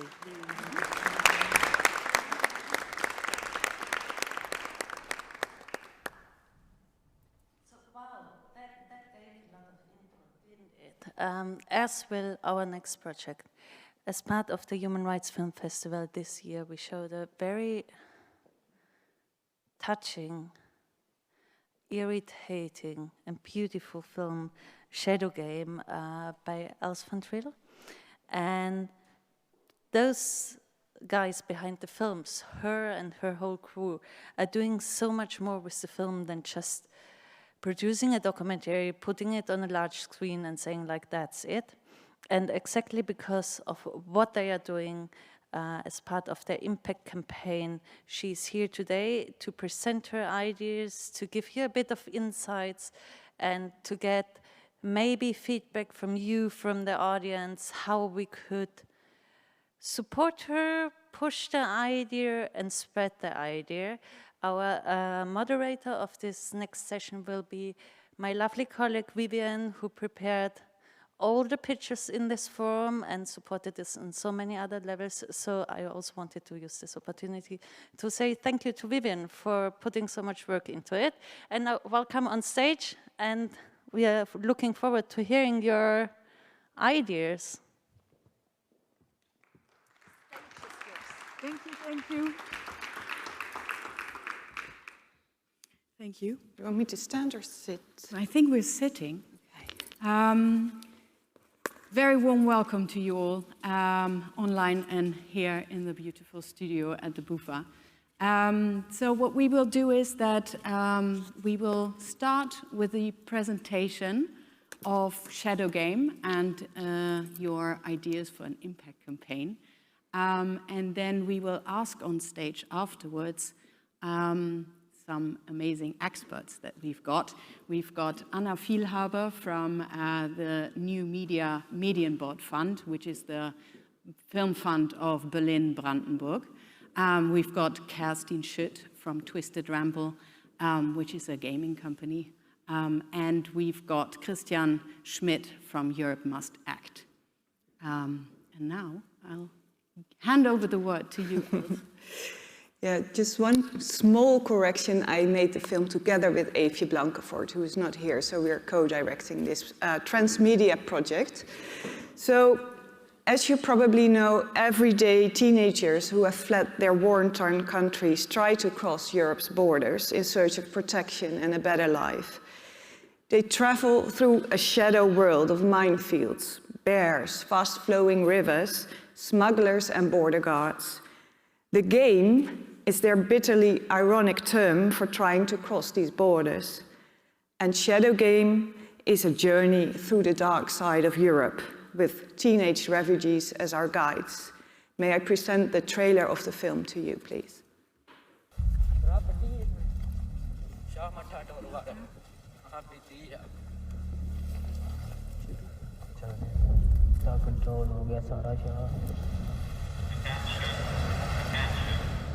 I'm warning you that you're at the Hungarian border. If you cross illegally or attempt to cross, it's counted to be a crime in Hungary. I'm warning you to hold back. Warning you to hold back. أنا وأخوي شيرو هربنا من عفرين، من سوريا عفرين. والله دارفور هي منطقة صعبة، بس الخربطة ومشاكل والحروبات. مشكلتي لا أقدر أرجع للعراق بدوني ولا أقدر. أنا كنت مبسوط يعني بسوريا. قذايف صواريخ بأكثر بعد ما بالحرب. أي بس هي الحرب. You are asking for music. But we spend a time there in an area where you will not have peace, where you will not be able to go to doctor, where you will not be able to go to school. When you spend a life there, you will not spend a life there. Go. It is a mission. If you complete it, you win the game. Be careful. There are different games. Train game, container game, walking game.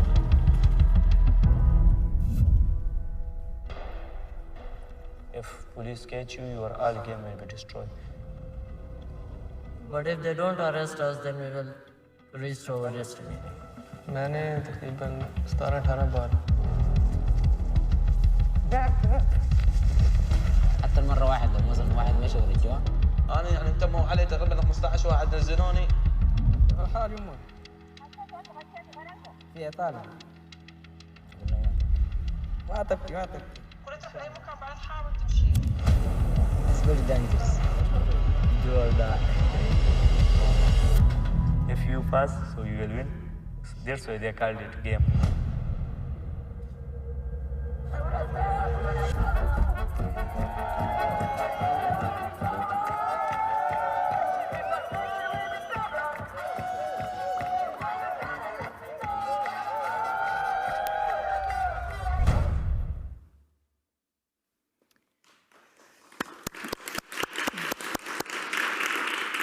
So you have seen the trailer of the film, but Shadow Game is more than just a film. As you could hear in the introduction, it's a film, but it's also a very big impact campaign. And that is because we think this story should be seen by a lot of audiences. It's not just a film for audiences of classical documentary audiences, but it's a film for youngsters, for their peers, for education. It's a film for specialists in the field of migration. It's a film for policymakers, for our politicians. And that's why we decided we should bring the story out in different forms. So we have this, the heart of the project is the film, of course, but we also made follow-up documentaries on some of the characters of the film. So how are they doing now? Because their journey doesn't end once they achieve their goal, the country of destination.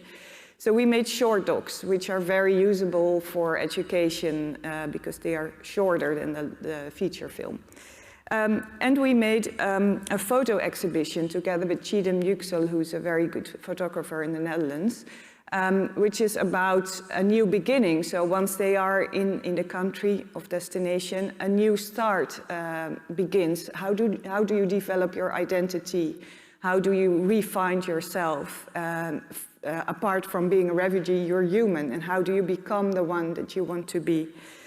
And we developed also a game, and that is a really new thing for us as storytellers. But we thought there's such a big game audience already, like young people playing games. Shouldn't we develop a game that is, I mean, they call it a game, and it's a really like a boy's adventure to go on game with these kids and to really identify yourself as one of these kids going through minefields, going to have to pass the pass of death or the talking fence. So wouldn't it be nice to develop a serious adventure game? So not an education game, but a real game, which is a commercial scene that I didn't know, and it's really new to us. But we managed to make a playable demo already, and we made a trailer out of it. So I want to present the trailer of the game for you.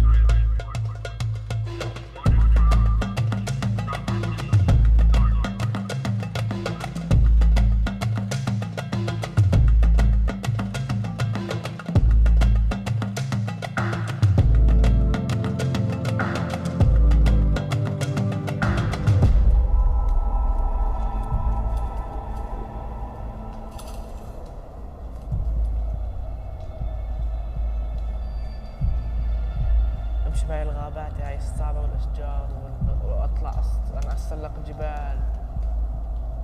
صح يعني هي مو يعني أنا لو كنت أتفرج على الأفلام كنا نقول يعني هي معقولة هي شيء طلعت حقيقية يعني أنا حتى عشتها يعني.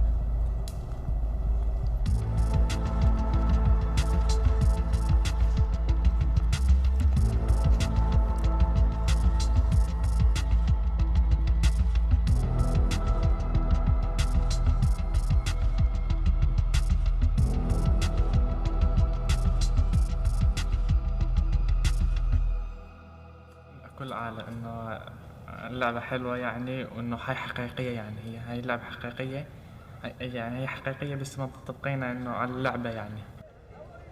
بس على اساس انه ذكرتني انه كيف كنت اول كيف كنت بطلع يعني كنت بسافر يعني ذكرتني كيف هيك كنت بروح وهيك يعني وكان طريق كتير صعب اوقات ببكي يعني. وعدد يعني اللعبة نفس الوقت كانت يعني مثل كانت بالرحلة يعني نفس انه هيك في عالم انه في عالم كتير منيحة وفي عالم مو منيحة يعني.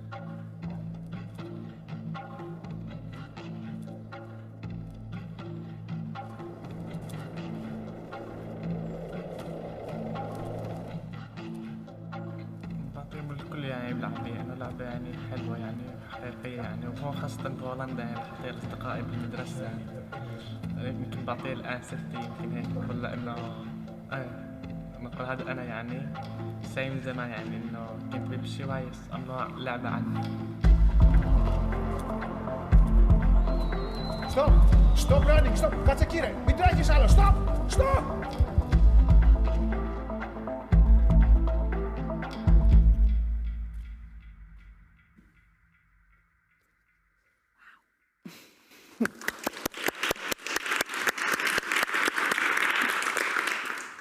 Yeah, so this is a very new adventure for us, and we really hope that we can develop it further into a real game, and we can reach new audiences with this story. That's very important for us. And apart from this tool, we also have the Impact campaign, which is all about children's rights. So we drafted a manifesto together with the kids from the film, in which we call for 4 points of action to change the position for children on the move. You can find it on the website. All the components of the project are on the website, shadowgame.eu, of course, also the game. And yeah, that's something that is now going to start the whole campaign internationally. So we're calling up to get as many signatures for the manifesto as we can. Our aim is 100,000 signatures to get Eski, one of the characters of the film, the Afghani boy, into the European Parliament, into the European Commission, to have a seat at the table, to hear his voice at the table there. So that is, in short, the whole project. Wow, I'm blown away by it, especially because you've got such a holistic view onto what can be done for children's rights, especially these refugees. Yeah. Let's have on stage and online joining us Anna Vielhaber, Kerstin Schütt, and Christian Schmidt, please. There you are. Hello, Anna.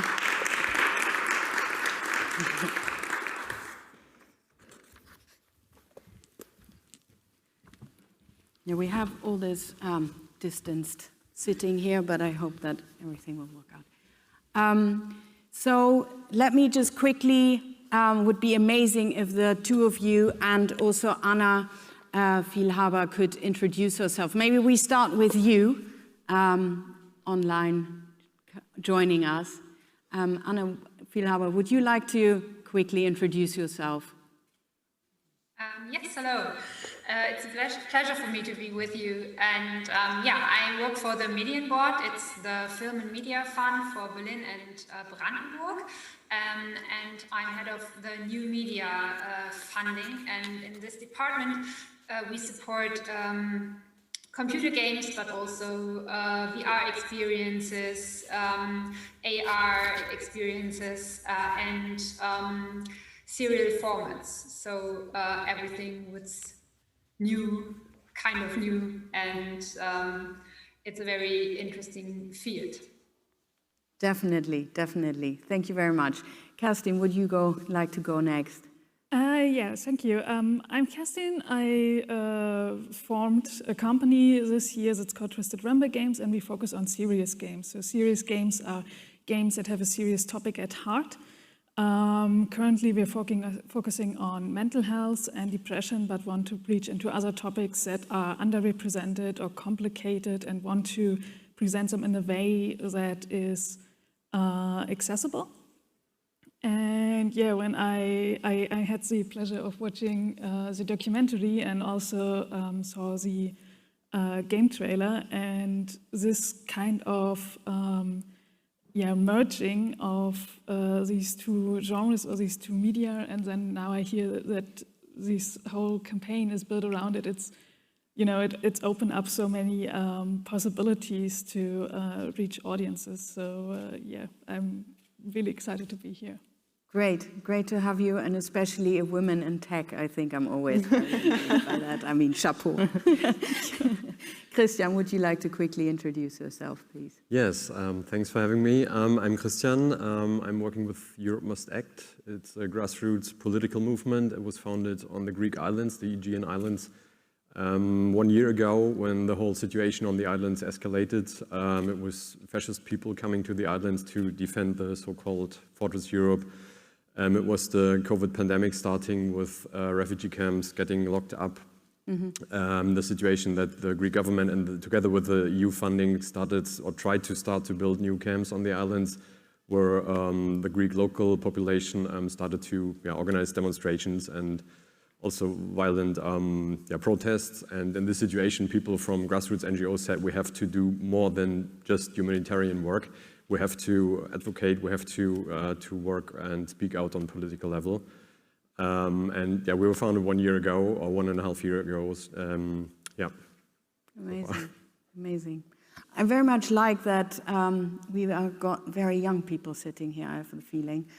So, which means that, you know, advocating for children's rights, and also what, of course, what Atje and you are trying to do is really talking and empowering these refugee kids that are coming from war-torn countries. So the film has its release now. It will be shown at the festival here. With the Impact campaign, where are you there now? And especially because we've got such a big gaming industry in Berlin, which of course is very exciting. That's of course something very new to you as well as a filmmaker, venturing out into new territories. What was the idea, and what do you, where are you with your game at the moment? To start a campaign now, about the campaign, we are now in the middle of the next level. So we have had a release of the film, and we won some prizes in other film festivals already, also in the Netherlands. So we had the release in the cinemas. That was like a slow start of the campaign. We collected already signatures, and we are talking with a lot of influentials about how do we get more attention to the campaign. So we're at that level now. In November, around Children's Rights Day, the film will be shown on television, on the Dutch broadcaster, so we expect to have a next level of attention. And yeah, we're starting off now in the international relation of the film. So we're now in Berlin. It's going to travel through the whole of Europe. So to Italy, to the Balkan countries, to Zagreb, for instance, and Slovenia.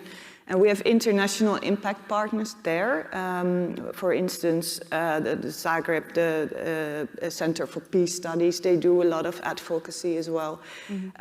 So we try to work together with organizations like that, grassroots organizations, to show the film in the places that they think it should be shown. But also we are teaming up with politicians to see how can we bring it into the heart of democracy, in the heart of decision making. So that is the stage that we're in now. So we're really trying to lift up the campaign. And for the game, that has been on a low level a little bit because we were so busy with everything. And also finalizing the short docs and editing and also releasing them.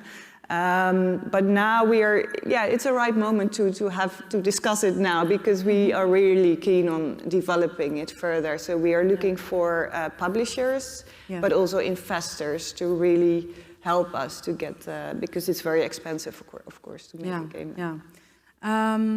Anna Vierhauer, could I maybe come to you and ask, when you fund games and these transmedia projects, how do you work? Have you, are these projects usually also with, for example, of course, if it's games, then you've got a gaming production company in there, but also is it going across industries? Would you also welcome working with NGOs and seeing, you know, is that open to you? Where does the Median Board, how do you play your role in this? Could play? That's an interesting question. I think that's nothing. I think it's the case that we are open to every kind of cooperation that's good for a project. So the project has to be has to tell a strong story. That's the most important thing to us. And we think that strong stories always get its audience and always will be in a kind successful. What we often see is like in this project, it starts with the documentary, and it's an important topic. During the process, the developers think it would be great to dig deeper into this topic or these stories. And then they think about, well, perhaps it would be good to have also a game or a VR experience or anything else, web documentary of another kind than normal documentaries. We have seen a lot of different kind of media in this field, and sometimes it's a bit sad that this thoughts occur after the main work of the film is done. So it takes, from our experience, it takes 1 to 2 years at least to develop a game like this. It looks like an open world game.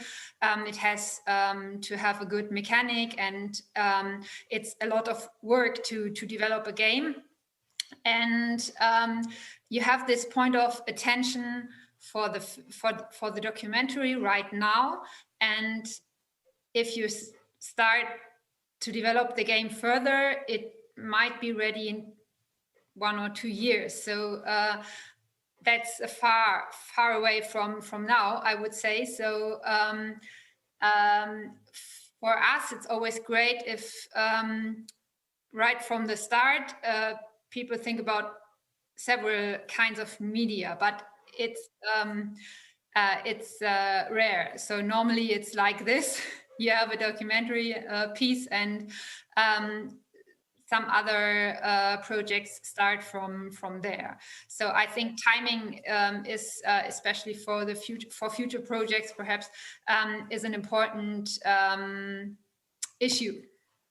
Can I comment on that? Please. Because, of course, thank you for your suggestion.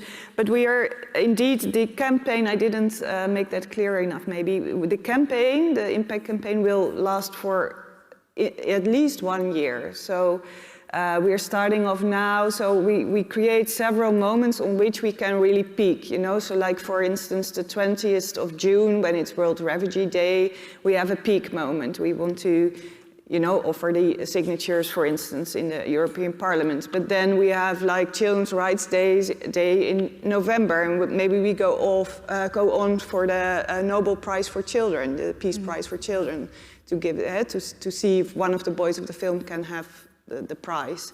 So we are actually trying to think of a long tail and long-lasting campaign. So I think we can find moments also for the game to release in the this situation of the children is it's going not to be gonna the same for a couple of years to come. Yeah. If I can include Kerstin and Christian here. Coming to, for you, Kerstin, you've not worked with such a project yet before, as I heard it a little bit. Yeah, exactly. Yeah, exactly. What would interest you to come into a project like this?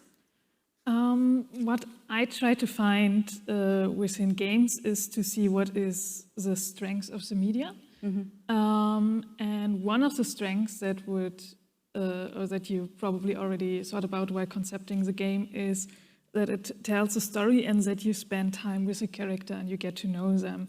So knowing how to translate the story of this person, that's not just a story, but was their real life event, and making it such that you experience this with them, I think that's the most interesting part. And also to, like, this is for me personal, like to think, what do I want to do with this game? Like, for example, with our current project, we want to show how people can act towards people with depression. So thinking about, what do I want the players to take from this game? Is it to raise awareness in the first place, or should there be some call to action? Like, what can I do? Because I think a lot of people, when they find themselves confronted with this topic, is the question, how can I help? I'm just one person. And trying to find a way, and it's very difficult to integrate this in the game itself, and making the players see, oh, that's something I can do myself. I think that is interesting, but also a very hard challenge. Maybe the game needs to take it to the European Parliament, deliver the manifesto or something. No, but it is something that we are still trying to figure out. So where in the scenario would come the serious part? So in the first place, of course, it has to be really adventurous, and you would really have to think you're in a fiction game, you know? And then there should be one moment that you realize, oh my God, this is real, it's happening. And what can I do about it, of course. So yeah, we're still trying to figure out how. So, but of course it's important. I know we are running out of time, but I want to give Christian the opportunity to jump in as well. What would interest you to be part of this project? Yeah, in general, maybe it's about impact campaign. Maybe I can start from a higher level. So what we're looking at as a political movement is to target the so-called moving middle, that are people and politicians who are not decided and not well enough informed. We again and again talk to politicians who don't really know what is going on, for example, on the Aegean Islands, with like the biggest, or in the past, the biggest refugee camps in Europe. And so we want to find ways to inform these people, or we have to find ways and to impact their decision making. And the biggest problem is social media. It was already said in the panel this morning. We have these bubbles. To burst these bubbles, it's nearly impossible. Maybe a Twitter storm can handle something like that, but that's a lot of energy. And so we need to find, or want to find, ways and content and media channels where we can reach this moving middle without using social media. And so everything connected to movies, to cinema, to theaters, gaming. This is the very interesting part here, actually, gaming. And all these different channels that can inform people, raise the awareness for these topics. And then in the end, I mean, this is the whole goal of an impact campaign, to activate these people, that they speak out and not only consume and really do something. I think that also, that is the power that we have, right? If we across all these industries get together, put our expertises together, and then together we can build a campaign and then really do something, because we've got so much more strength in numbers. I would like to open up quickly for the floor. No, we cannot. Okay, that's a pity. Right, we are going though. Thank you very much, Anna Vielhaber, for joining us today. I just want to say we are having a workshop now, and we will go to a room. Online people are more than welcome to join us as well. You can just, register. And In what? In 10 minutes back here for the next session. And we will go into our impact workshop now that I'm very much looking forward to. All right, time was running fast. Thank you very much. Hi, welcome back to the Human Rights Forum. It's my absolute pleasure and honor to welcome our first input of the day. You all know her. She is famous for her activism. She is famous for her engagement. And she was honored last year at the Human Rights Film Festival with the honorary prize for her engagement. Please give a warm welcome for Svetlana, and we are looking so much forward to your inputs. Thank you so much.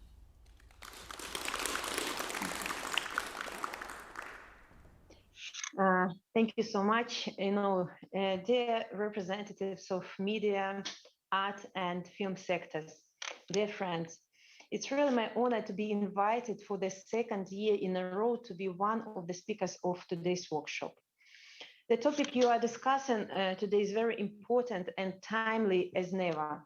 Inside versus outside reporting about Belarus. How does the media report on a European crisis, and what is the role of the media inside and outside of the country? And how can media strengthen the democratic consent of activists? Person journalists who have experience of working in hotspots and war zones in other countries testified that they never ever met such severe targeted examination of journalists. What is it? I don't have any other words but calling it total dissemination of freedom of speech and people of Belarus who stand up for it. Like Tatiana Kapitonova, who was detained without charges by police as she covered a conference in Startup Family Co-working Center in Minsk. Or to by journalist Lyubov Kaspirovich, who was detained near the Minsk House of Justice while covering a trial against students. Or Tatiana Khaturayevodskaya, human rights activist and organizer of the exhibition The Machine Breathes, But I Do Not, about Belarusian doctors fighting COVID, and who was detained and put in prison, luckily released and even present here as a first-hand witness. Or even Deutsche Welle journalists who were not so long ago detained in Mogilev. What we see from the inside is hostile violence, suppression, complete devastation and extermination of human rights, civil society, media, NGOs in Belarus. The unseen tortures and humiliation of Belarusian people. Is it covered enough in the media outside Belarus? I always wonder. Does the information reach European and world leaders and politicians so that they can make their decisions based on true facts about Belarus? These questions and the ones I raised in the beginning are tough ones to address, and there is no immediate answer. As well as there is no one quick solution to solve the Belarusian problem, unfortunately. Our victory is a matter of moving step by step, doing the best we can, and keeping on pressure the regime with all possible means. And media plays one of the key roles in this fight. Let me put it in this way. Media in the 21st century is our most powerful tool. But to really feel empathy for people who are abused or suffer, one should have their own traumatic experience, or to have big heart. This is so because what we see from the inside is always different from what we see from the outside. That is why providing timely and true information is extremely important. And exactly because of the power of the image and words as proof of the unprecedented violence of the Lukashenko's regime, journalists, photojournalists, and filmmakers have always been a target for destruction. Last year, Lukashenko's special forces were shooting journalists with rubber bullets right on the street just for doing their job. Many of the journalists were put in prison. 28 of them are still there, and hundreds had to flee the country. Information and spreading the word are extremely meaningful nowadays. Through media resources, art and cinema, we make sure that the valid, true information is reaching people, that they can learn about the real situation in Belarus and join our freedom movement. And I'm really glad that the topic of Belarus is a core topic for workshops like this one. It means that the international community and human rights defenders all over the world recognize the urgency and importance of the Belarusian issue. And I'm glad that exhibitions of Belarusian photojournalists like the one that happens now in Paris are taking place, or that a documentary Courage is screened all over the world so that people can learn more about the Belarusian case. Or that Belarus Free Theatre gets support to implement a new performance that is called Error 403 about the violence of Lukashenko's special forces. But we need more coverage and more art about Belarus to reach every mind and every heart to feel empathy for us. So once again, thank you, dear organizers, for raising the Belarus topic at the Berlin Film Festival. And thank you, Belarusian and international journalists, for your courage and true facts. Images and words are our strong tools to fight for justice and freedom. Thank you so much for your attention.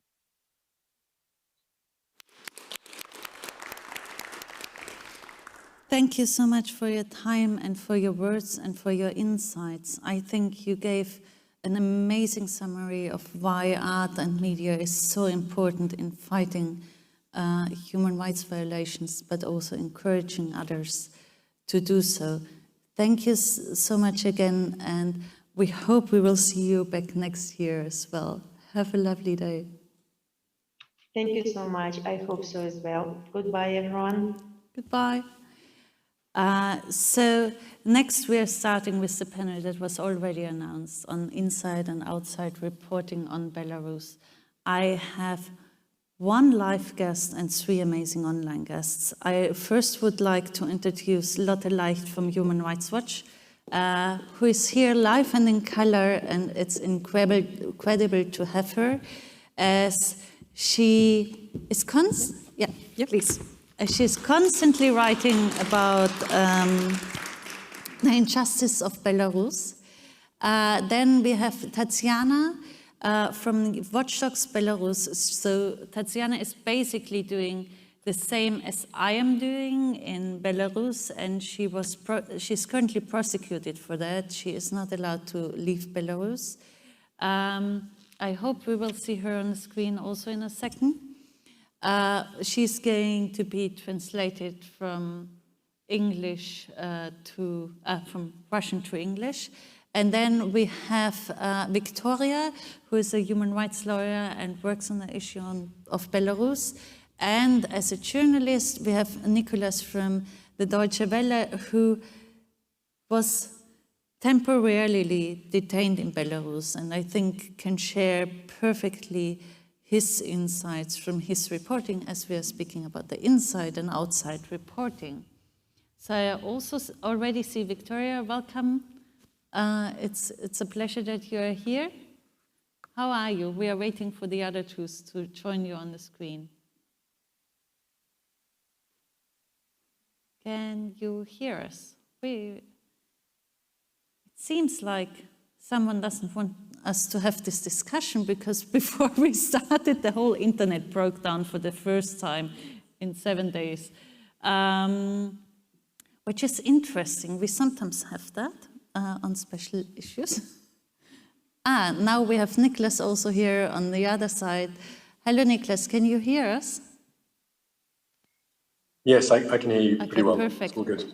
Victoria, can you also hear us? Can you yeah. We are working that we can hear you as well. And then we are still waiting for Tatiana. Is she coming? We will see. So I would suggest we start, and once she appears on the screen, we say hi to her. Very welcome. So my first question would go to Victoria, probably, which would be, what would you say? I mean, we've heard a lot on Belarus, but the last news I've heard, and I was kind of a news blockage over the last 2 weeks because of the festival preparation, was that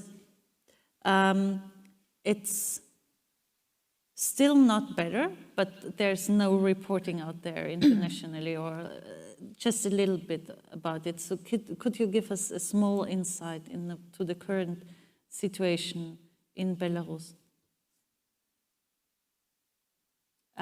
Give us a second, we can't hear you. I'm looking to our tone technician.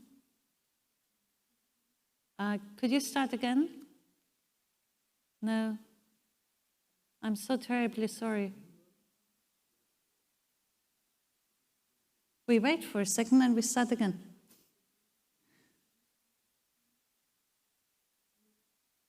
I'm looking. We will.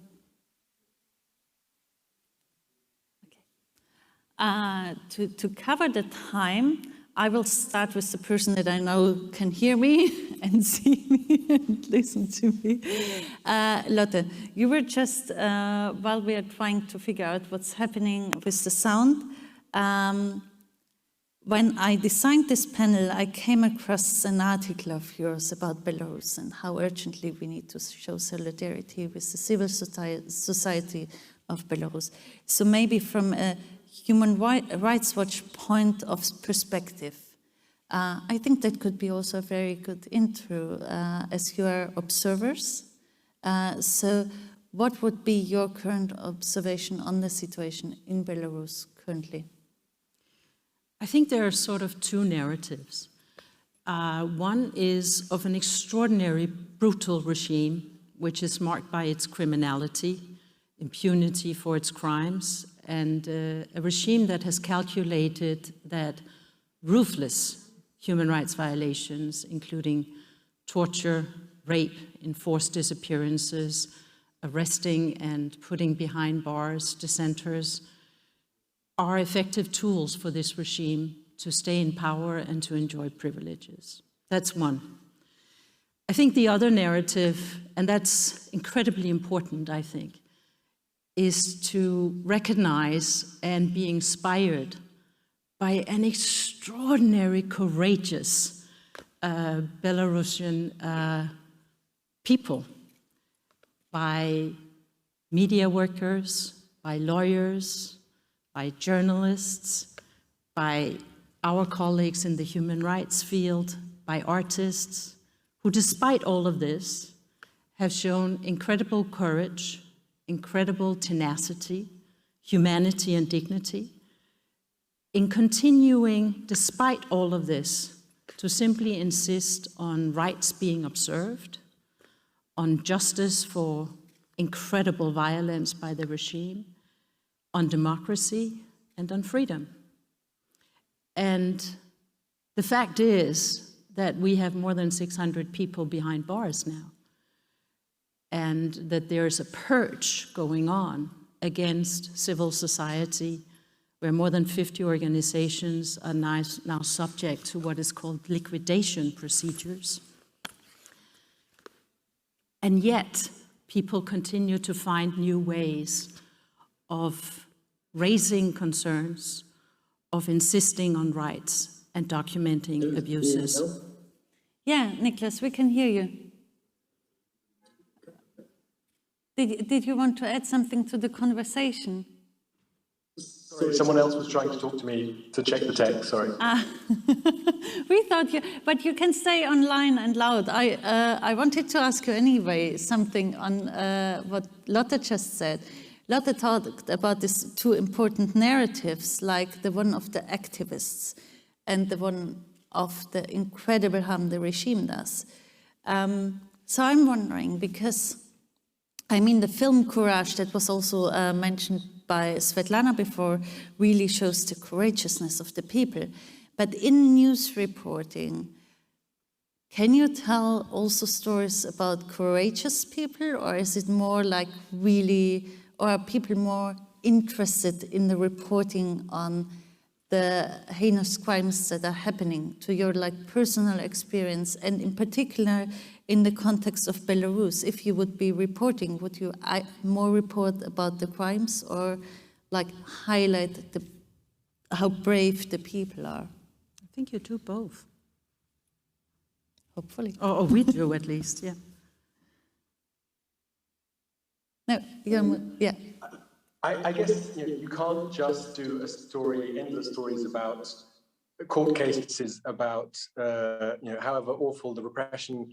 People just after a while, the experiences, especially if people are reading, consuming news from all around the world, that they after a while they just switch off. If you're not explaining and showing who the protagonists are, who these people are, that this is happening to, then the experience shows from the online click numbers and even from other just people who kind of professionally have something to do with this region, with Belarus, the people just eventually kind of zone out. The issue, the problem is now that most of the people inside the country, especially ones who have court proceedings or some kind of other legal repression happening towards them, they are not, in most cases, going to be willing to speak openly and to share their story. That was the extraordinary thing last summer. For the first time ever, in my experience, Belarus was this place where people were hungry to share their story. You didn't, as a journalist, it was very easy. You stood on the streets and people basically walked up to you and started telling you their stories, all these stories that had basically been gathering in their heads for the last 20, 25 years, suddenly were all kind of gushing out. And sometimes you had more material than you could deal with. Now we're back to the even worse situation than it was pre-last summer, that the risks are just too high. And so at best, you're going to get people who are willing to speak anonymously, which it's their story, and we work with that and we do our best, but it obviously doesn't have the same emotional impact. It doesn't get people involved as if you had I talked to old ladies last year out on the streets of Nina Baginska's age who had started protesting for the first time last year, who, unlike her, were not long-term dissidents. And those kind of stories just went very well. They engaged people who otherwise weren't interested in Belarus. And that is the real struggle now. How do we get that emotional involvement in our viewers if people are only communicating online, asking for an anonymity, or only willing to speak once they've left the country?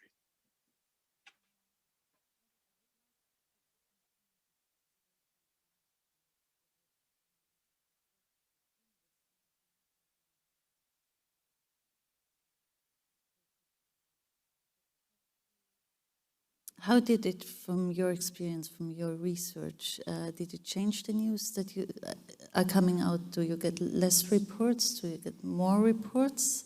Can you find a cohesion with what Nicholas just said?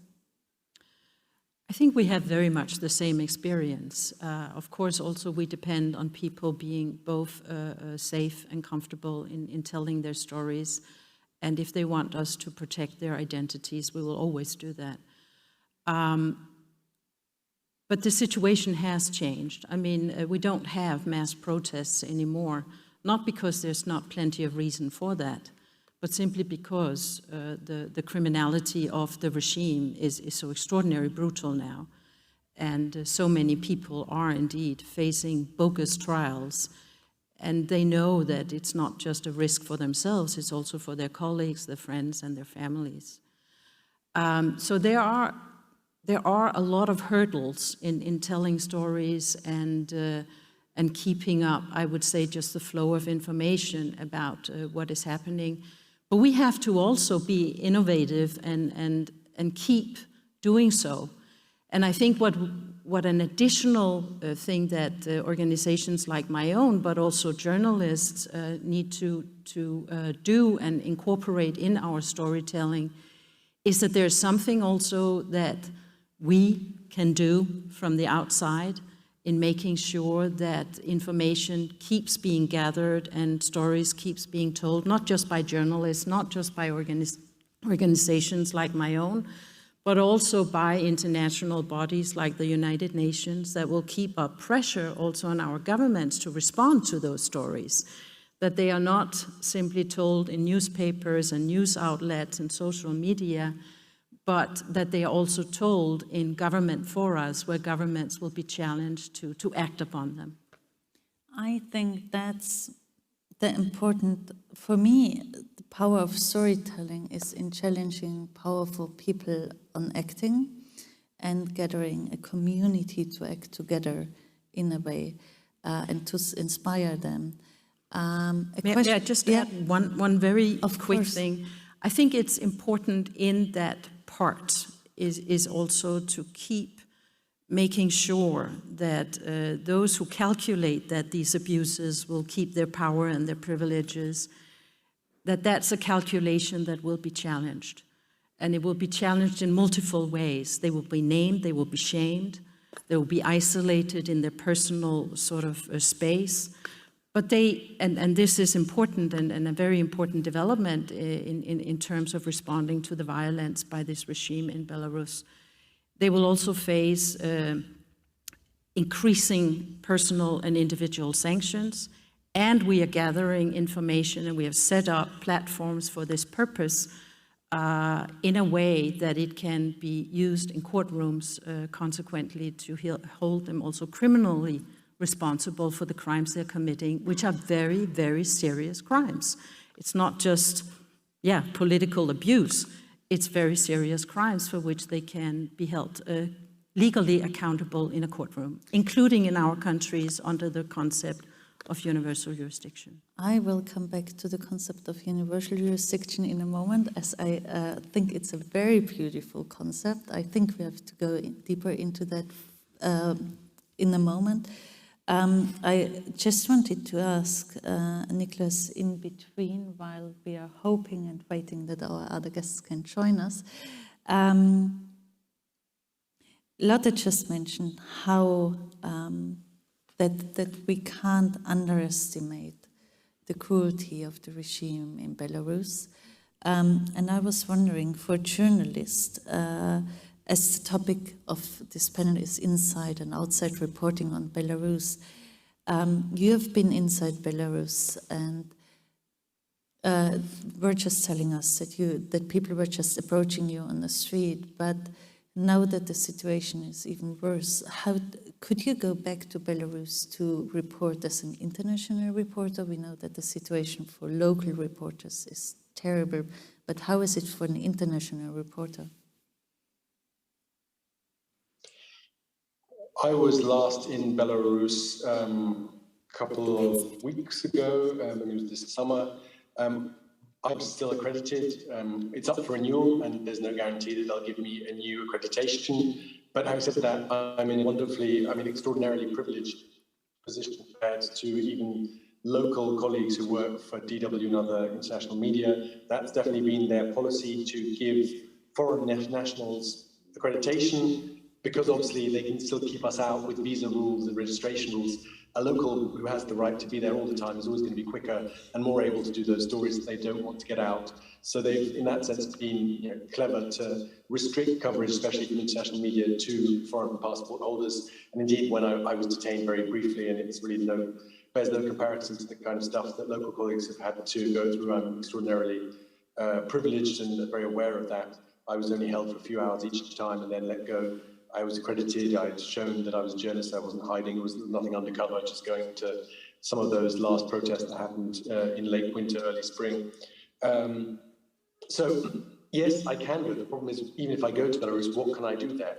And increasingly, there is the feeling that when I'm there on the ground, I can basically do not much more than I could sitting in Kiev, where I normally am, or in Berlin, because people still only want to talk to you on Telegram or other messenger apps, because the risk to them of being seen to meet different journalists, especially if they're not already in that kind of NGO bubble, or have some kind of. There are some people for whom it's clear that they already have that kind of attention paid to them by the security services, and meeting me isn't going to be much of an added cost. But especially people who maybe came to politics late, or who, for whom this is all very new, then obviously the risks and the fear connected to that is sufficiently high for them to only want to meet me online. And that obviously takes away that liveliness and that direct sense of presence, which is so important especially for video journalism. So that really is the problem, and it is something that we're trying to work with creative storytelling, trying to work out how do we report about political discussions about social movements that happen basically all online. These are not things for which there are interesting or emotive issues. last summer's protests in Belarus were notable for their telegenic aspect. I mean, you had the intergenerational aspect. You had people out in the streets with their pets, with their children, and that really kind of carnival kind of holiday feeling that accompanied those protests was something that I think viewers who maybe didn't know much about Belarus really connected to.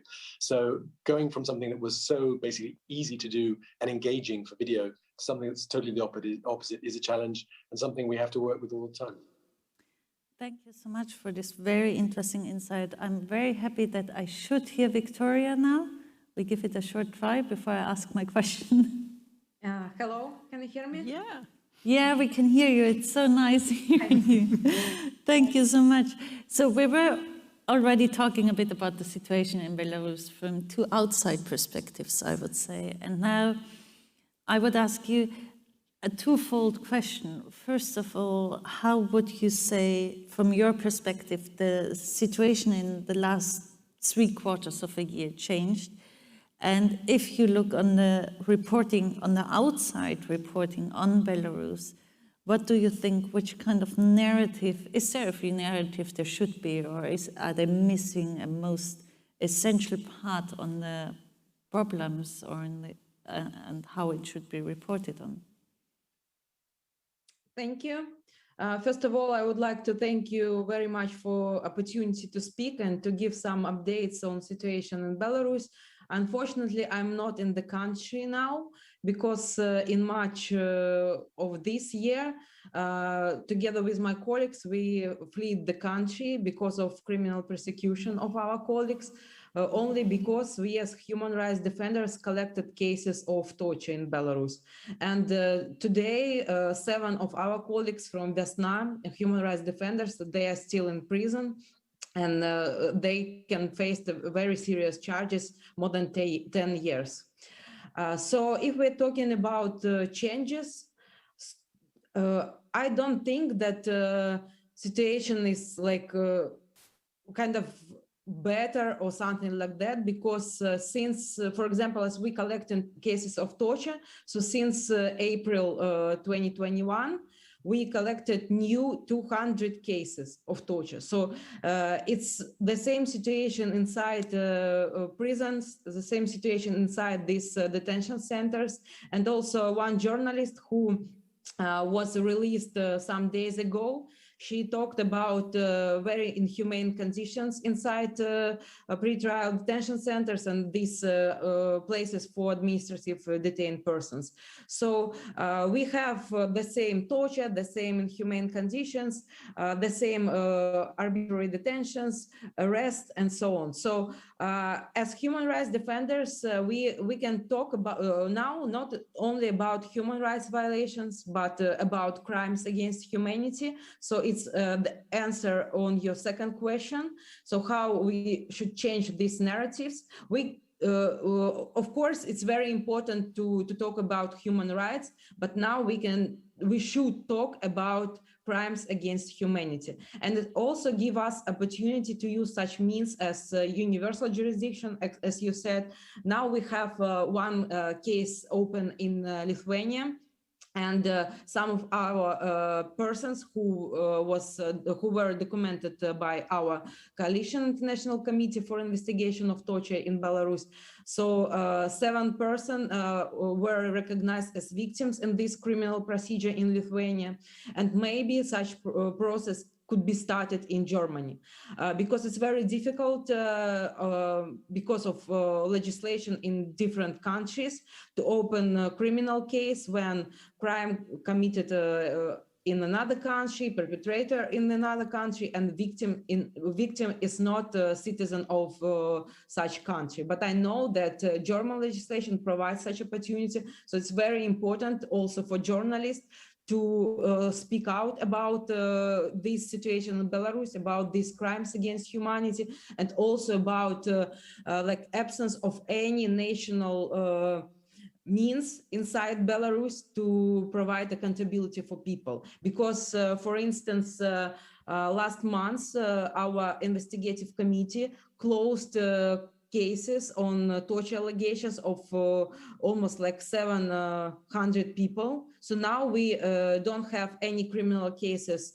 against perpetrators of torture, as well as against those who commit murder, killing of Belarusians during protests and also during inside prisons. So I think it's the main.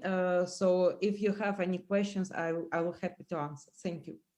Thank you so much. I think that's a very interesting insight that the wording of the narrative maybe needs to change in the media. As you have both mentioned universal jurisdiction, I have the luck to be aware of how it works and what it is.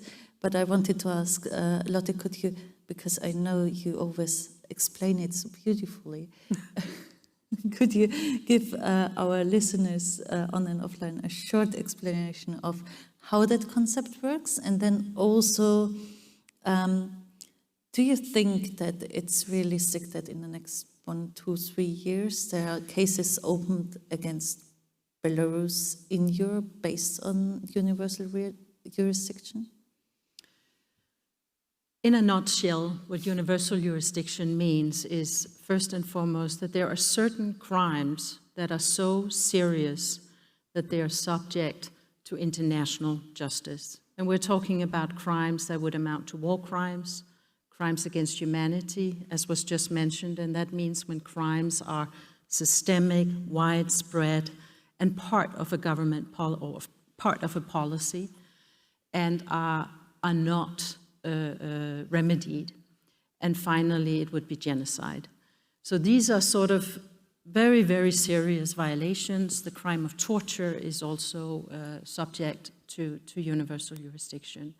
And what it means is that any court that actually has the laws in place, I mean, any jurisdiction, and here in Germany, there are very, very good laws in place that provides for universal jurisdiction, can prosecute such crimes no matter where the crimes were committed in the world, no matter the nationality of the perpetrator or the suspect, and no matter of the nationality of the victim.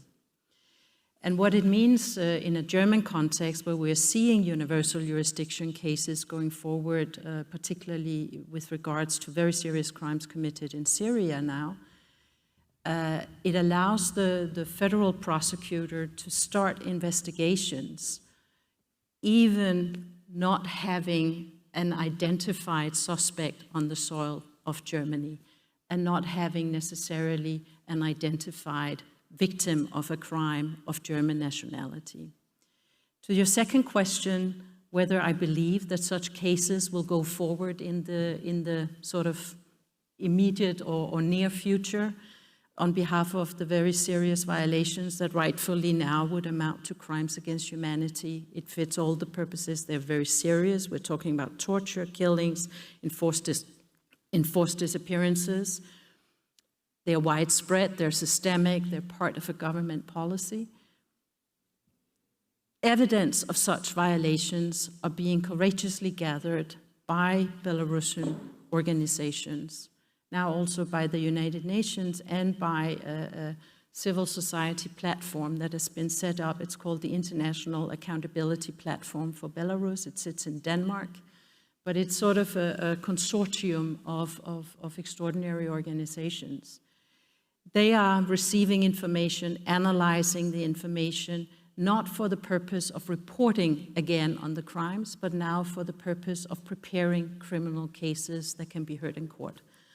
I am certain that we will have such cases in possibly several European countries in the years to come.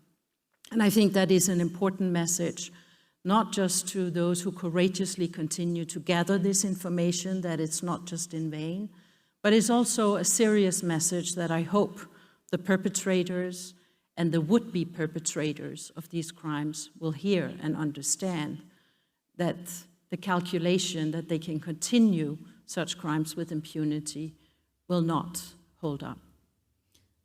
I completely agree, and I think it's such an important tool for civil societies to find at least first sign of justice and hope if the trial starts, like we have seen in other contexts. I would come back to Victoria. Thank you for the explanation, by the way. That was really, in a nutshell, and very beautiful. Victoria, if you say that you are collecting evidence, I'm always very fascinated by the brave people who do that on so many levels. But where would you say is the challenge in collecting evidence, and where is the challenge in publishing it and bringing it out to the open? And where's the fine line between collecting evidence that's for future court hearings and proceedings and those who are meant to be reported on? First of all, I want to add that our coalition, International Committee for Investigation of Torture, is a member of International Accountability Platform for Belarus. So now we are working together on those cases. And first of all, I think in the beginning, as Nick said, I agree with this point about hunger to speak. It's also about torture cases. So after all these very difficult 3 days in August 2020, when people were released from detention centers, they were beaten, they had bruises and other injuries. So they wanted to speak, and they wanted to complain even to National Investigative Committee. But unfortunately now it's more difficult to collect evidence because people, first of all, they're afraid. And the second, they do not see any hope for accountability and for justice, because they understand that inside country, there are no fair trial, there are no independent investigation of torture. So it's very difficult to explain them why we need such evidence. But as I said, we collected 200 new cases for 4 or 5 months, which is, I think, a great number. It's not good because such crimes are still continuing in Belarus, but people wanted to tell us about this situation, and we can continue collect this evidence also, of course, for criminal procedure in foreign countries. Of course, we do not have any hopes about creation of kind of international tribunal like on Yugoslavia or Rwanda, because we completely understand that Security Council with Russia cannot make such a resolution and decision to establish such tribunal for persecution of those who commit such crimes in Belarus. So now, of course, our main task is to collect, and the second is to make these cases under universal jurisdiction.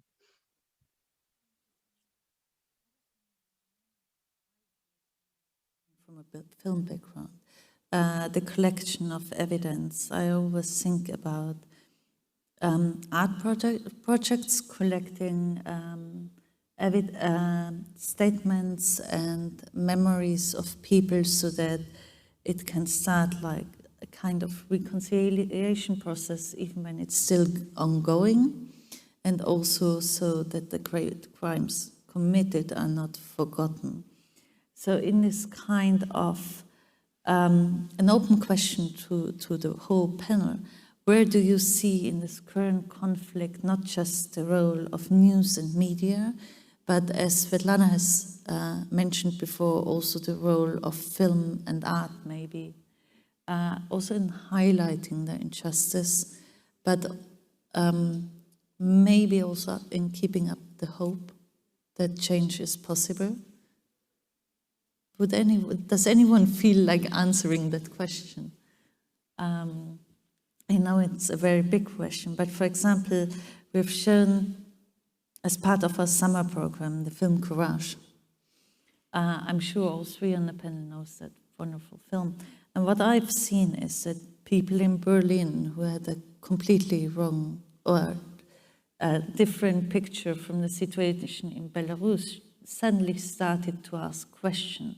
And in that sense, I think art is a very powerful and important tool. And I was wondering, which stories would there be out there to be told by artists? Would you have any ideas on that? Maybe Lotte and Victoria.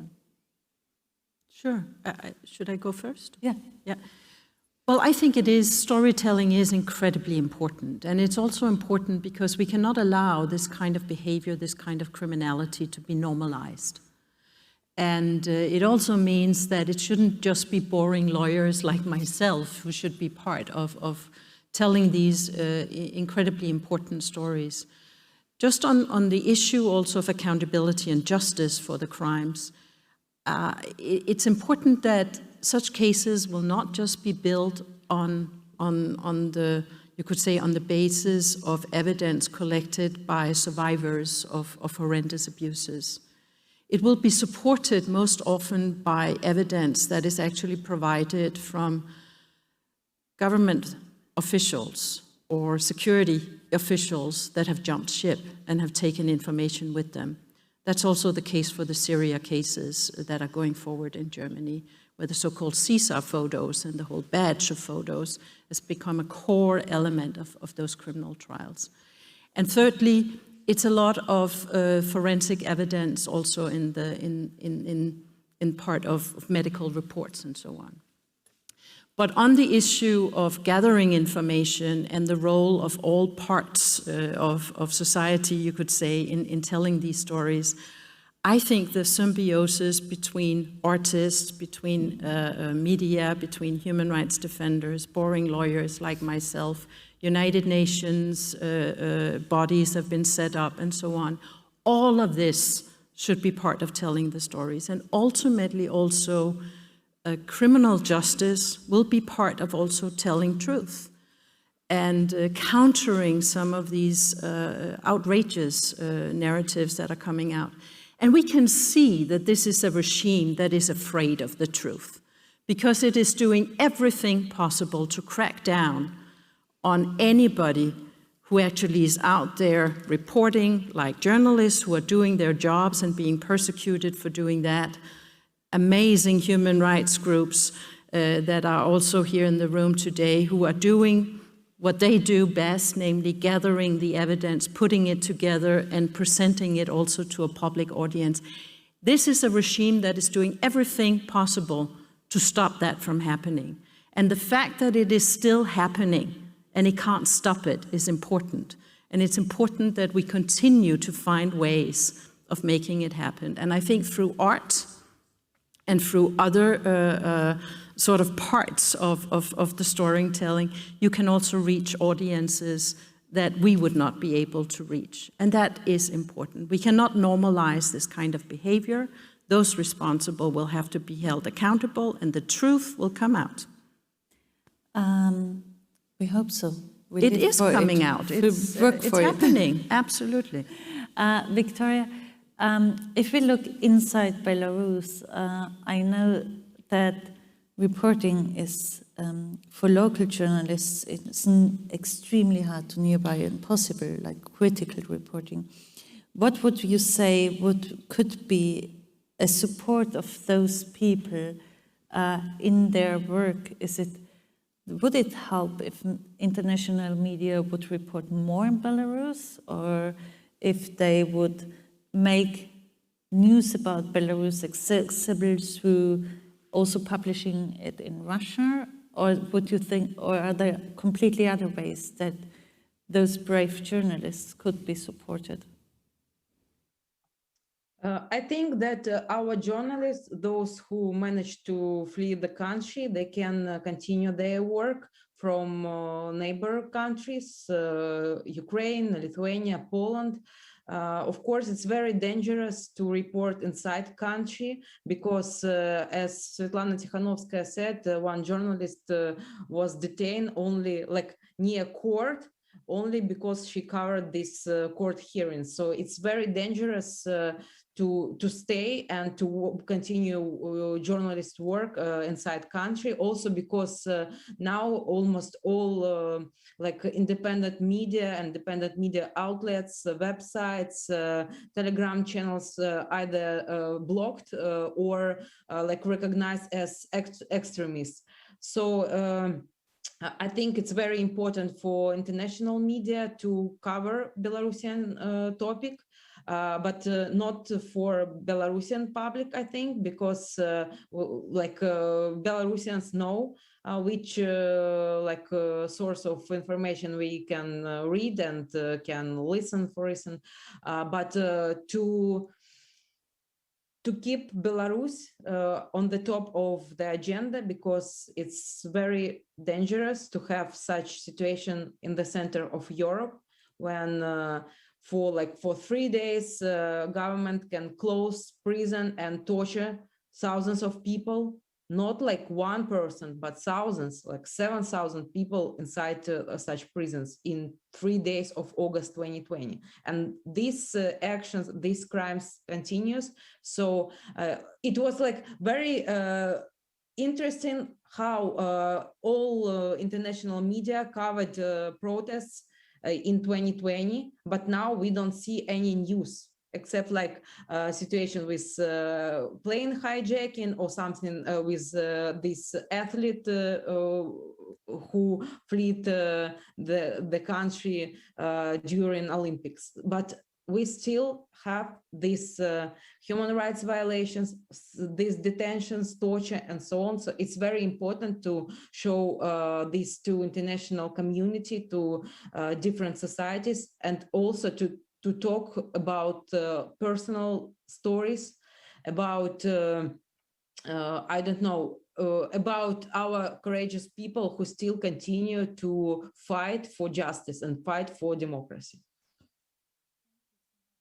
That's, as we need to come to an end, also very important and very direct closing words. And what I've learned over the last 4 days of the festival with many different conversations is that it's extremely important to support the diaspora of a country that is where a regime is working, to support the journalists that had to leave the country, to continue their work, and to keep the injustice in the media and keep reporting on it. And I think that's also, if we now move if we now look from Belarus to other crises, the important point that we keep them in our minds and don't forget that it's still happening there and that it's not just a one moment surprise when it's up in the headlines, but going on. And that we are inspired and energized by their courage, their humanity, and their dignity.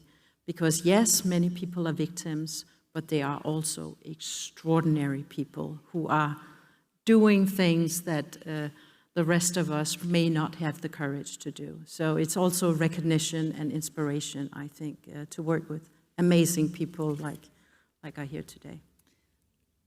Couldn't agree more. So I think I have my perfect closing with an urge for the international media and with a recognition of all the brave activists that are there. I think that's the perfect combination. I ask you for apologies for our technical problems in the beginning. You know, with internet, it's always a wild guess if it works or not. But it was, thank you, Victoria, for having the patience to stay with us. And thank you, Nicholas, to joining us despite being on a place with not that good internet. And thank you, Lotte, so much for coming in person to Berlin. You were an absolutely wonderful panel, and I hope we can continue the conversation at a later point.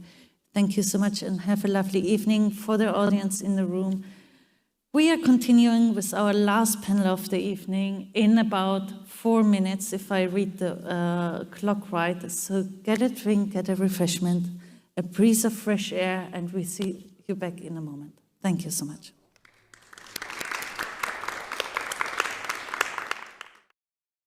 welcome back for the last panel of the day, which I was really looking forward to because I think it's a perfect intro for the film Shadow Games afterwards, which I can only highly recommend you to watch.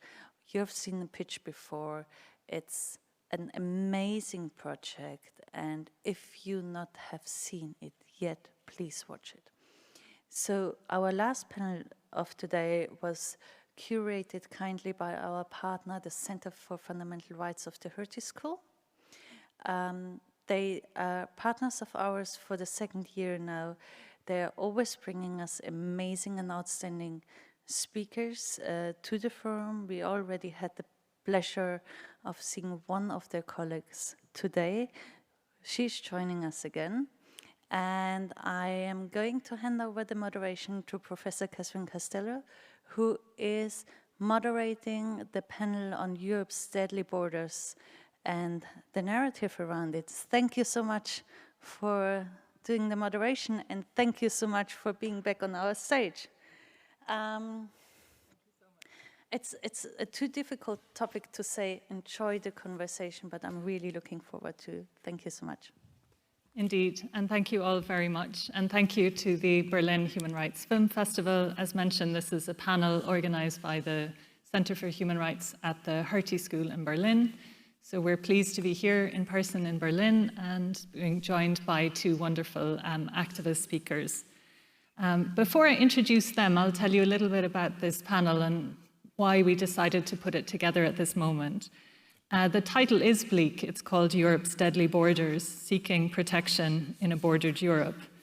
But really what we want to do in the panel is explore why it is that it's so dangerous, indeed often deadly, for those most in need of protection to come to Europe to seek it, and explore a little bit the policies and practices behind that. I'm a legal scholar, so I look at both the law in the books and its human impact. And I'm going to explain a little bit the policies behind the practices.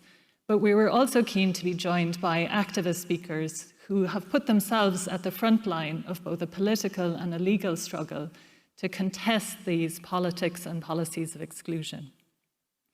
I'm joined on the panel by my colleague, Dr. Grażyna Baranowska. She's also a legal scholar working on the topic of missing migrants and using the framework of enforced disappearances to clarify states' obligations to investigate and indeed to prevent the loss of life of migrants on the move. Her project is called Miro, and we're very honored to host it at the center. And it's a great honor to introduce two activist speakers. As I've said, they've put themselves and indeed their own lives on the line in this political struggle. Meron Estefanos is a renowned human rights activist, journalist, and radio presenter.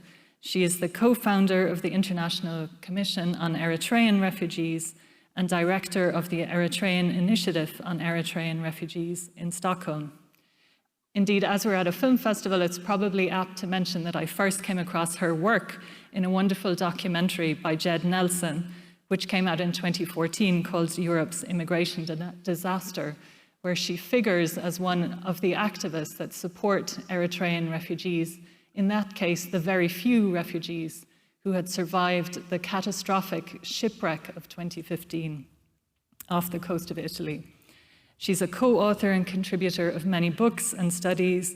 She's won many awards for her activism, and indeed she's also a filmmaker herself, and her film, The Sound of Torture, won several awards. We're also very honored to be joined by Salam Al-Din, who is himself a refugee, but he's most well known for his own activism as one of the founders of the NGO Team Humanity. Team Humanity is one of the many NGOs that was founded in 2015 at the height of the so-called refugee crisis. It's a volunteer organization that is involved in rescue operations at sea and providing various forms of humanitarian aid to refugees in Lesbos and indeed elsewhere. And in his case, his activism led to him being criminalized, and he faced charges in Greece in relation to human smuggling and other offenses. I should say that it's widely understood that those offenses are a reflection of a very deeply concerning over-criminalization of humanitarian activity. that has led to the criminalization not only of rescue at sea, but many other forms of assistance to people on the move. And he was supported by a pioneering legal NGO in challenging that criminalization before the European Court of Human Rights. So we're really pleased that they joined us today for this conversation. Before I turn to them, I wanted to give my 3-minute sketch of why it is Europe's borders are so deadly and dangerous. The first question might be, why is it illegal to claim asylum in Europe? And in some senses, well, it's not. Individuals have a human right to leave their own country, and they have a human right to seek and gain asylum. That's widely recognized. And they have a right not to be sent back to countries where they face persecution and human rights violations. But of course, to claim asylum, European and other states in the global north have made it virtually impossible to do so without an irregular and dangerous journey. To claim asylum, you generally have to be on the territory, and to get to the territory, you have to travel. And to travel, these days, you need a visa. To get a visa, you have to look like you're not going to claim asylum. So in reality, very few refugees can travel legally to claim asylum. There are some very small humanitarian entry programs for refugees, but in general, that state of affairs, that nub of what scholars refer to as refugee containment, has not changed. In fact, it's intensified in the years since 2015 and is a phenomenon that European states pioneered and spread globally since the end of the Cold War. Visas being unavailable means you have to travel irregularly, but irregular travel doesn't have to be dangerous. Historically, people often went on the move without their papers in order. It's dangerous because of carrier sanctions, because without your papers in order, you can't board regular flights and ferries. So every talk that I gave in 2015 reminded people that you can do a boat trip, a ferry trip, from Turkey to Greece for 15 euros if you have the right passport. And again, that hasn't changed since 2015. Carrier sanctions are really the measure, the legal measure that ensures that irregular travel is dangerous. So now we have the phenomenon of the illegalized refugee, the Eritrean person almost guaranteed to get asylum if they come to Europe, or the Syrians who were quite sure to get protection when they fled in 2015 or 2016. But once illegalized, Europe unleashes not only immigration law, but also criminal law, militarized enforcement, and indeed a whole panoply of practices which brutalize, criminalize, and dehumanize those seeking protection. And the final stone in this edifice is the criminalization not only of refugees themselves, but of those who help them. And as I mentioned in Salam's case, that's a very personal story because he has faced criminal charges himself. So this might seem like a very, on one level, a very difficult set of practices to challenge, and in some ways it has been, but there are some glimmers of hope. Certainly in some countries, courts have refused to be complicit in the criminalization of humanitarian activity in Canada, in France, and in Italy. So I really wanted to discuss what our two speakers saw as possibilities for constructive political and legal action today. But the first question that I wanted to put to all three of the speakers today was to ask a question about how they came to be involved in the work that they do to challenge Europe's border practices. And I might put that question first of all to Miran.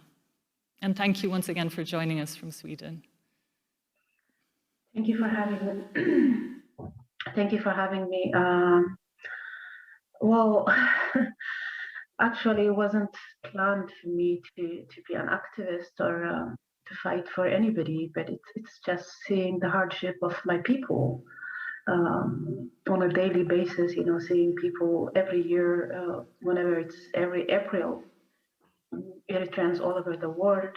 We fear how many deaths are we going to hear now in the Mediterranean Sea. And this has been, I don't know, for over 20 years at least, as far as I know. I myself have lost 2 family members in 2002. At that time, I wasn't an activist myself, but that was the first time that I've heard 2 from the same family, my cousin and an aunt, traveling together from Libya to Italy, and they drowned together. So from that, they start paying attention when it happens to others as well, and so that's how slowly, visiting Eritrea, seeing the hardship inside the country, and living there for 2 years as a person, as a privileged person that have traveled from Sweden as a Swedish citizen to Eritrea, and seeing it with my own eyes, it was really shocking for me. And then I came back. So the more you see is the more policies of the European policies start changing. I start covering radio called a program called Voices of Eritrean Refugees. So slowly, already in 2008, Eritrean refugees started contacting me from Libya. And at that time, there was nothing that anyone could do. So the only thing that we could do, me and other activists, was going to European Union, European Commission, having 10 to 15 hearings per year, pleading with them, and so at least at that time, you could get a resolution condemning what was going on.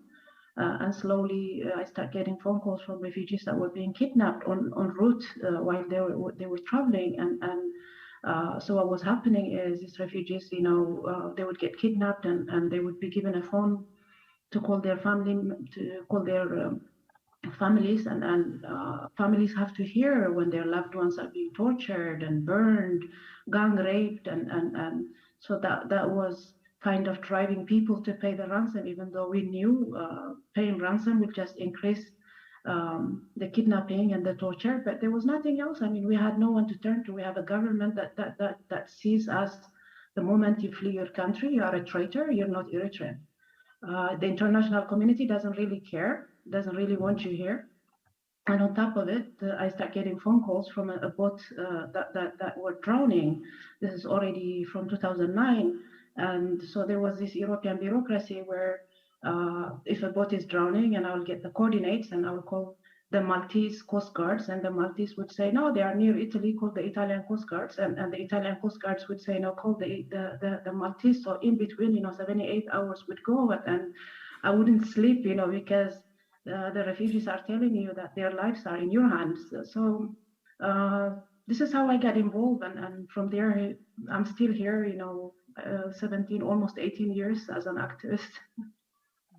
Thank you so much. I mean, it comes through very clearly in what you're saying that, perhaps for those of us with European passports, there's a choice about how much we want to be engaged or to contest these practices. But if you're Eritrean, this is so much part of the national story now that, if people do flee, and of course we know that they have very good cause to flee contemporary Eritrea, that there really is no other way to do it other than to choose to do an irregular journey with all the risks that entails. And that the risks really compound, so it's not just about being an irregular migrant coming to Europe, but across Africa, you are very vulnerable to the risks that you identified of kidnapping and extortion and so on. And so in Meren's radio program, she really became a beacon, for individuals who were in these horrendous predicaments. And as you said, at one point in time, you would bring these human rights questions to the European Parliament and to other European institutions. And I just wondered if that avenue is still open to you, or if you feel Europe is listening these days to the accounts that you wanted to bring their attention to. Yeah, that avenue is always open. Anybody can have a hearing. I mean, there are still some very good MPs at the European Parliament or commissioners at the European Commission.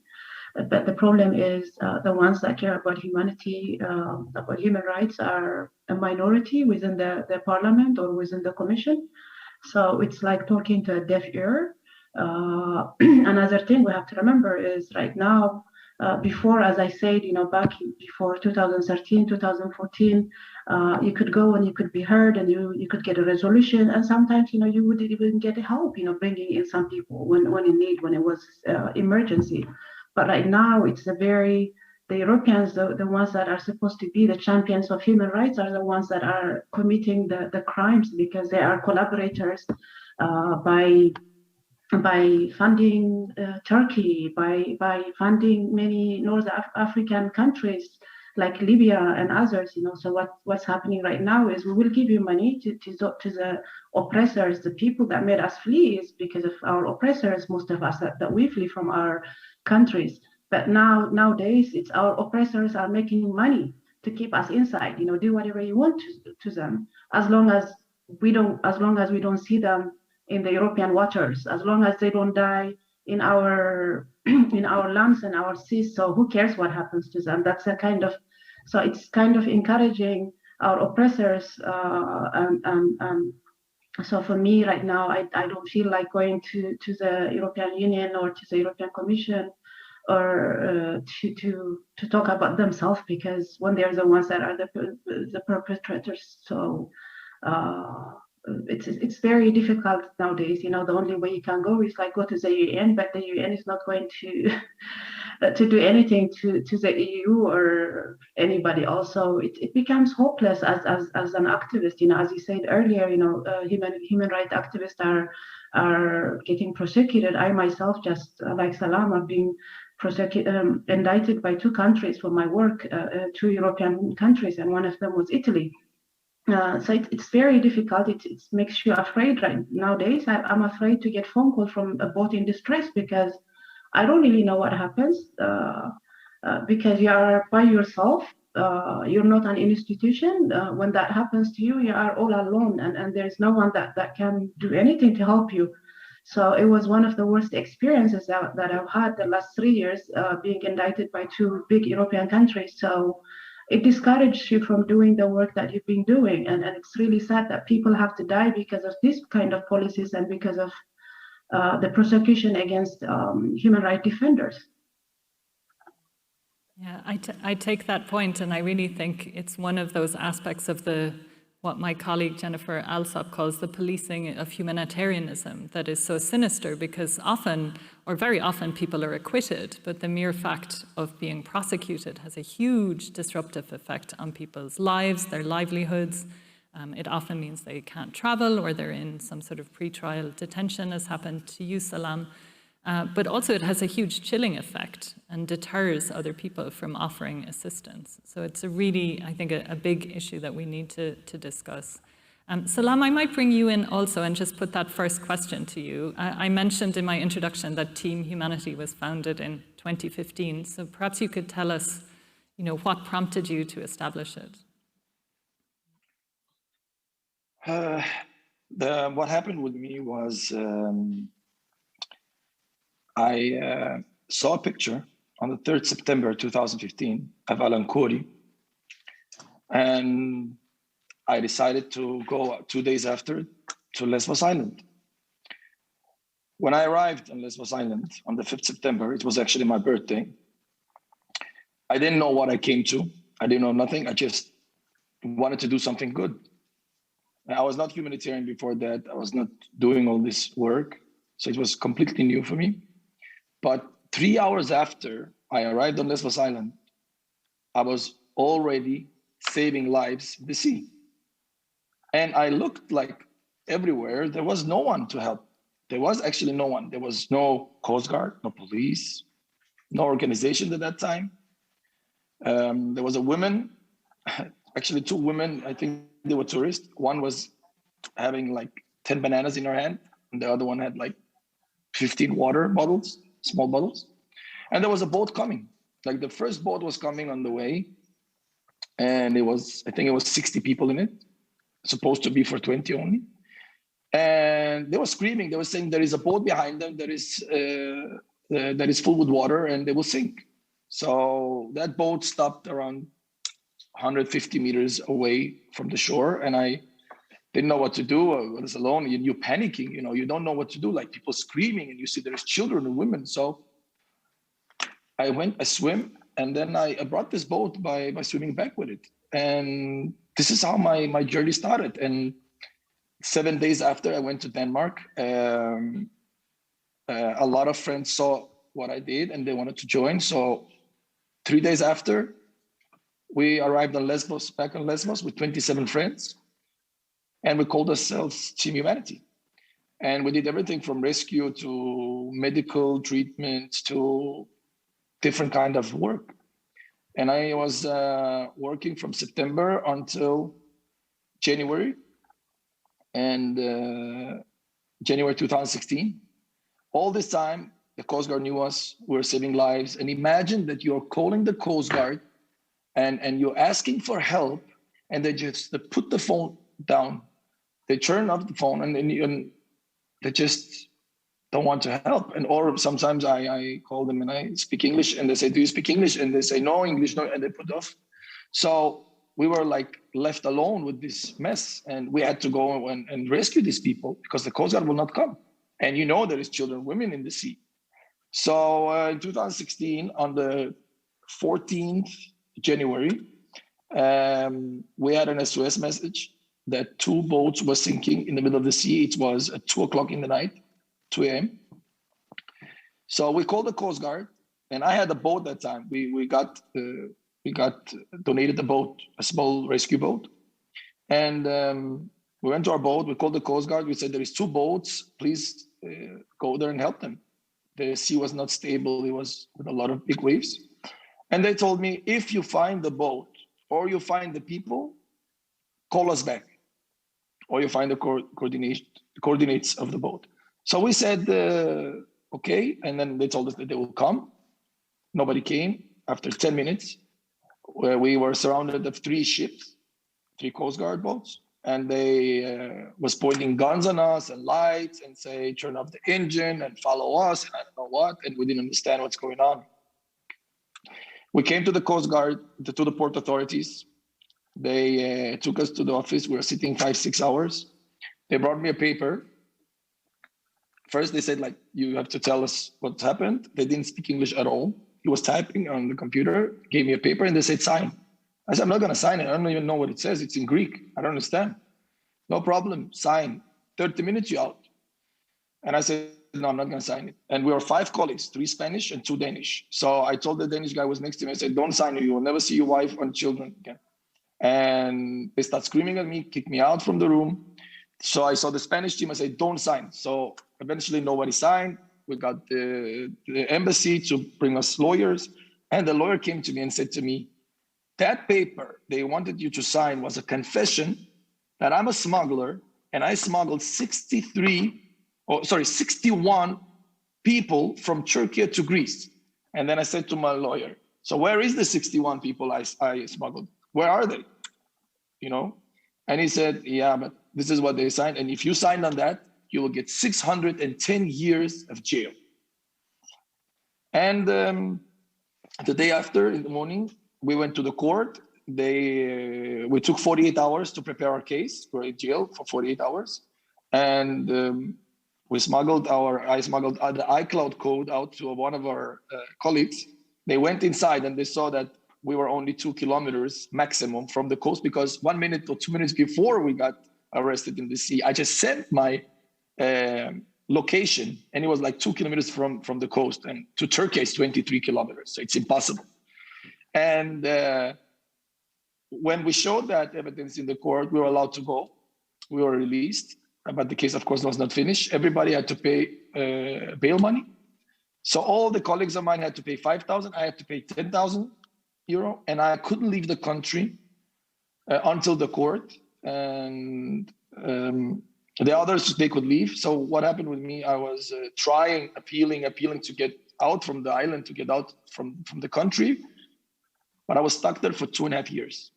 2.5 years in Greece, where they are harassing you every week. You get stopped by police every week, putting you in a, I cannot say jail, but a cell until they find out who you are. This is just to harass you. And then I waited until I was like 2000, almost 18, where they let me go home after several appeals. They let me go home, but I had to come back to the court in 2018, 7 May. So when we came to the court, it was just a joke. The court was a joke. There was no evidence at all, because we knew there was no evidence. There was nothing, and we got acquitted. No witnesses came from the Coast Guard. Nobody. We had a lot of people in the court. We had people from the European Parliament. We had judges from UK. We had a lot of media. So we won the case, and they were really, really angry with that we won, and still harassed me after that. So this is how I started. Thank you for explaining the details of the prosecution, and I think it conveys really well that obviously the fact of being prosecuted itself is hugely disruptive of your life and of the organization's work. I think it is noteworthy that in Italy, the Sea-Watch litigation, which some of our German audience might be familiar with, also did lead to a very clear court ruling saying that life-saving assistance at sea should not be regarded as smuggling, full stop, and that it isn't constitutional in Italy or arguably anywhere to criminalize it. But unfortunately, this practice of policing humanitarianism continues. I wondered if you could tell us a little bit about where you are now and how the work of the organization has expanded. So right now, I'm actually in Tajikistan, and I'm near Afghanistan. We're trying. We are cooperating together, our organization, Team Humanity, with Israel, that I met in 2015, actually, at the shores of Lesbos. And what we are doing right now, we're trying to evacuate women and girls from Afghanistan. 2 weeks ago, we got 42 women and girls out. It was very, very successful. Right now, we have little difficulties with getting them out from Afghanistan. And, for me, it's really like when I see the world is so silent on Afghan people, it makes me very sad. I feel that it was like, it's an old story. What happened, it was in the airport, and that's it. And then now everybody's forgotten, but there is a lot of people who's in danger. We're getting 1,000 requests from people, from women who are judges, singers, like different people who are really in danger, who are on the, I call it the blacklist, and they need to be evacuated, but nobody's doing that. And also the sad thing is that no country want to take them. Even some of them have really risked their lives for some countries, and now they're like forgotten. I feel it's very, very sad that this is happening, and nobody cares. I think that work is so valuable, and you've summed up really just some of the acute tragedy of the current moment.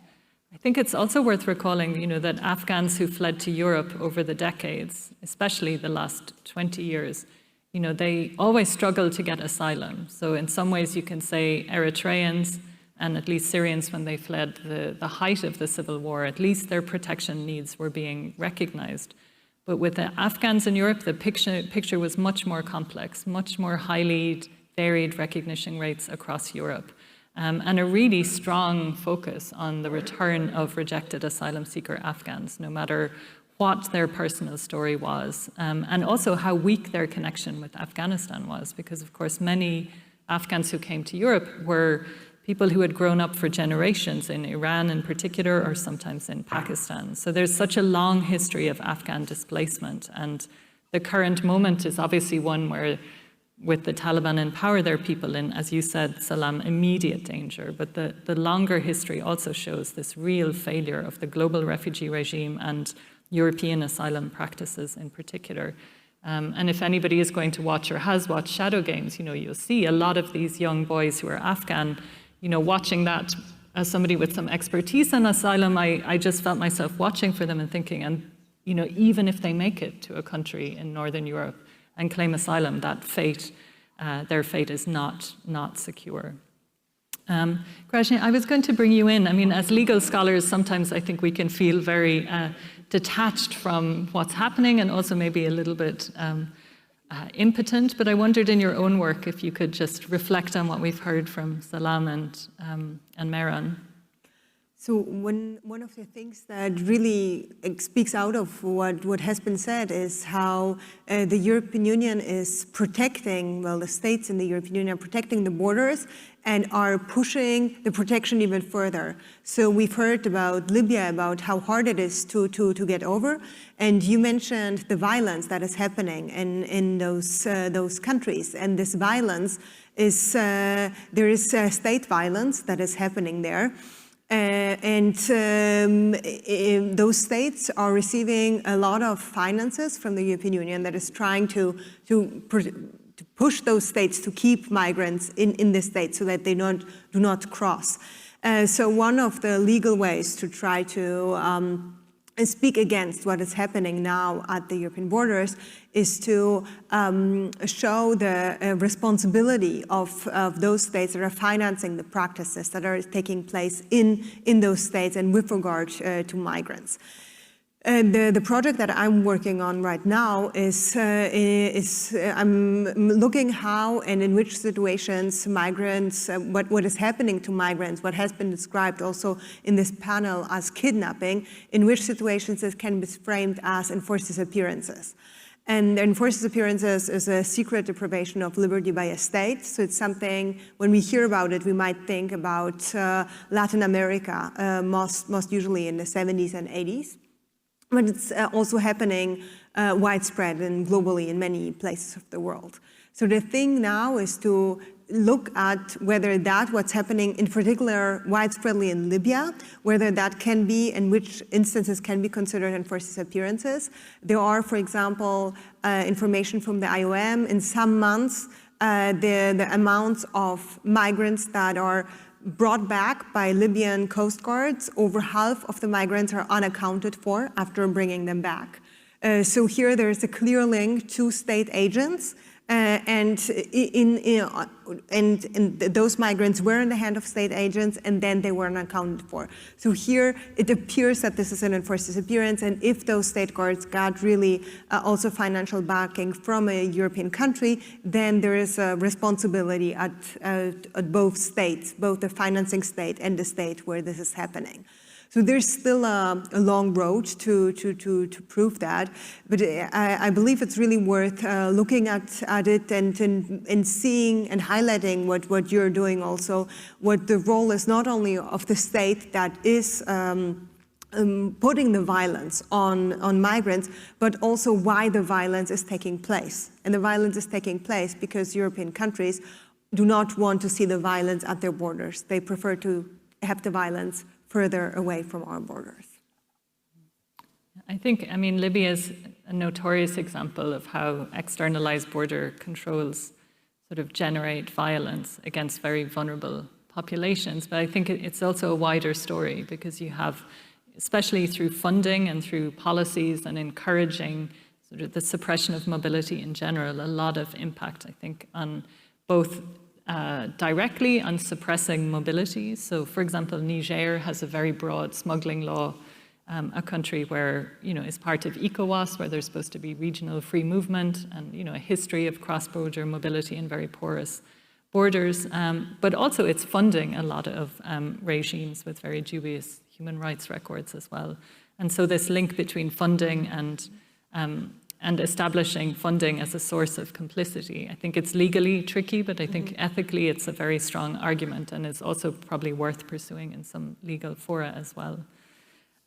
So the question that I'd like to ask you both, this is after, in both of your cases, many years of both direct humanitarian assistance and advocacy and highlighting human rights abuses and atrocities, what you think we all collectively should be doing or individually to contest both these practices and the policies of exclusion that underpin them.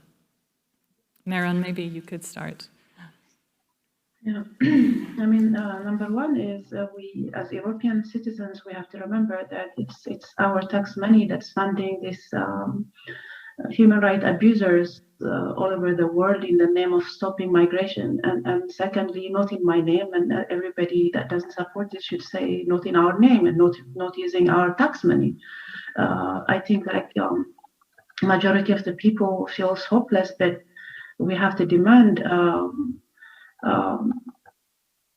And secondly, you know, what I see is a lot of people think, you know, that giving asylum to someone is like doing someone a favor. But as long as we are countries signatory of the Refugee Convention, we have an obligation. So it's not something that's being given, so we all should advocate for safe passage and safer and legal passage. Again, you know, stopping funding those human rights abusers. That's one thing that we can write to our MPs. We can write to our local politicians. I mean, as simple as that. You know, the more voices we have, we can have an impact. If I can do as an individual the things that I do, and if Salim could do, he was able to rescue people by himself, and look where he is now, trying to save more others, and so that should be an example to others. Anybody can do, we all can do collectively, we can accomplish a lot of things. So it's just make your voice heard. That's what I can say. I mean, there is nothing bigger than that. Thank you for that. And also this, I mean, I think when we think about legal access to asylum or kind of safe migration routes, there is a global discussion about that. I mean, there's a global compact on refugees, and at least there's lip service to these issues as being important and necessary reforms. And then also I'm always sort of very pleased when you think about the local level. I mean, there are lots of cities that have joined together in networks to support access to asylum and refugee resettlement and a whole range of other practices. But somehow shifting national politics is, of course, something very different. And I'm always struck in the German political debate at the moment with the election very soon that, you know, Nie wieder 2015 in Germany seems to mean just no more refugees, not never again let a situation arise where refugees die en masse trying to seek protection in Europe. But of course, that's not the only political reading of that slogan. Salam, I wonder what you feel. I mean, it's obviously a very dangerous situation that you're in, and the Afghan situation is both urgent and very serious. But in terms of European practices and politics, how do you think we should contest these politics of exclusion? You know, I'm sorry to say it, but the world is sleeping. Europe is sleeping. This is the truth. When there was war in Syria, everybody was concentrated in Syria. Everybody did everything they could and help and different things. We gave asylum, we did everything. We have Afghanistan with 40 years of war, over 40 years of war, and nobody cares. Yes, some people took some thousands of people, put them in the flights and took them out. What about the rest of the people who needs help? What about the people who was risking their lives for Americans or UK or whatever? You know, they're left behind. They have families, they have children. This is the people who's trying to get out, and they are calling us daily and begging us to get them out. This is not our job. This is governmental people that should have done it. This is political. You know, for me, I feel that Europe, for example, in Greece, they made some camps, they closed them in, they don't let them go. I feel like Europe is trying to protect and let them be there in Greece, or like, for example, Bosnia. I was working in Bosnia and Croatia. They're just paying money to just stop them by coming. But this is not a solution. This is not a solution. They should find a solution and not just making more problems for these people. You know, the solution should start in their own countries. Like, for example, Syria, rebuild their country. You know, now Afghanistan is gone, to be honest. Like, after this, what happened, no one can live there, at least for the next 20 years. But like I said, people, normal people in Europe should just raise their voices, stand up for the right thing. You know, human rights doesn't exist in Afghanistan anymore. That's it. And I feel honestly like Croatia, Bosnia border is the same thing. Imagine children, women sleeping in tents or abandoned building when it's -4 or 5 outside and it's snow. We're talking about babies. I was there and helping. It was small babies. I don't know what to say, but people should raise their voices and stand for the right thing. I think Europe's practices, and especially as we see them manifested in borderlands, and that's an increasingly large space, not just Moria and the Greek islands, but a whole range of places, border places. You have this very diverse set of practices. On the one hand, a lot of money being spent on what are effectively places of incarceration for asylum seekers and refugees, and a new European pact, which I think effectively does normalize certain forms of border detention, like really seriously in tension with human rights law. And then just, this face of border violence, both by state agents and complicity in militia activity in a lot of European states also. But on the other hand, I think there is increasing attention to these questions. And I suppose the real issue is how do we turn that attention into sort of a movement for political change? Grażyna, did you want to come in on this? Just shortly on how it influences also other places. So when we think about pushbacks and border violence, we most of the time think about Greece and Italy and the border there. But over the last couple of weeks, we've seen border violence and really dramatical events at the border, at the eastern border of the European Union, where the same things are happening that have been happening before at other borders. And just 2 weeks ago, we had the first pushback that was, there's investigative journalism that showed that there has been a pushback in Poland. Today, there were the first 3 migrant bodies found at the Polish-Belarusian border. So it really shows that there's a spillover, and what has been happening, what we thought is happening just in one border is really happening at all borders of the European Union.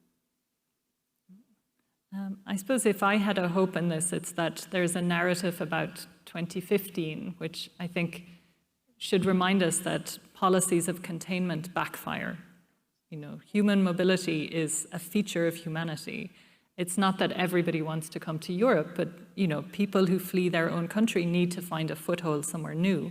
And the global refugee regime often offers them very bleak prospects in the main countries that they will flee to.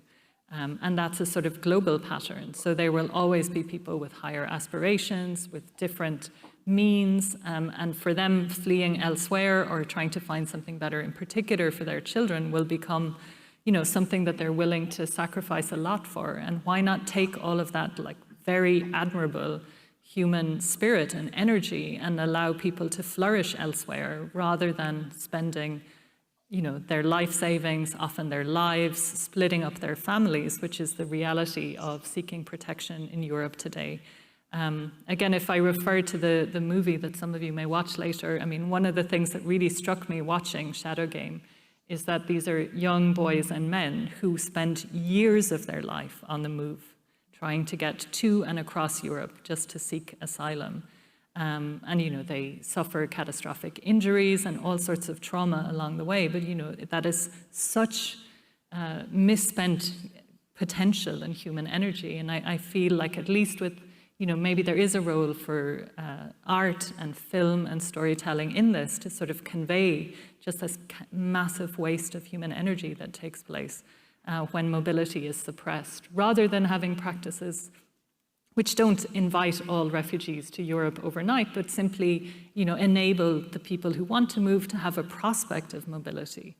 And I think one empirical finding from the scholarship post-2015 is really that it's practices of suppressing mobility entirely that backfire. They create the market for the smugglers, and in time, those practices of containment backfire. So I'd like to leave the final word to Meran and to Salam. So I wonder, I don't want to press you for an optimistic conclusion, but do you see glimmers of hope to shift practices or politics in Europe? Or where would you like to see them if I pressed you for an optimistic conclusion? I'm sorry, but I all I see is just things getting worse and worse. To me, I feel like we are in the end of 1930s, and history is repeating in Europe, because as we see the rise of the right wing, policies changing all over Europe, and I myself, as a person that have lived here all my life, but for first time, I'm thinking, me and my kids, I don't think we have a future here, let alone for the newcomers. I don't even know if I'm safe here. Because the way things are going, the way with the rise of the right wing, it scares me. So for the first time in my life, I'm thinking and I'm planning to move out of Europe, to be honest, because I don't feel that safe with all the rhetoric that we keep hearing and politicians everywhere, even here in Sweden. What used to be one of the safest countries now have one of the worst refugee policies.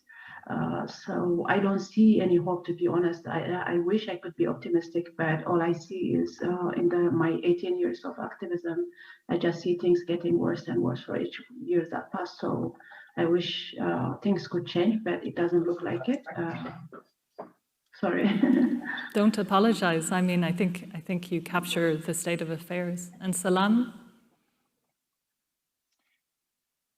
I believe there is hope, because I believe there is still some of humanity left in this world. Because if I didn't believe it, I will not sit here with these good people here and we're trying to save this. I will not be. I believe there is, but I also believe that we need to wake up. We need to wake up and don't forget that the history can be changed.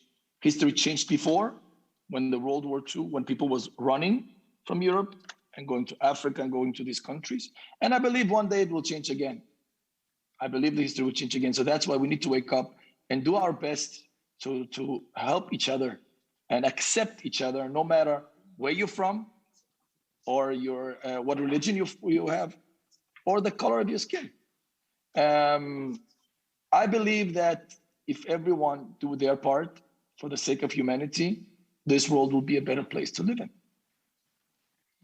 Well, thank you for those optimistic words. And it really is about a disposition of hope, no matter how, I suppose, bleak the reality, the sort of optimism of the will.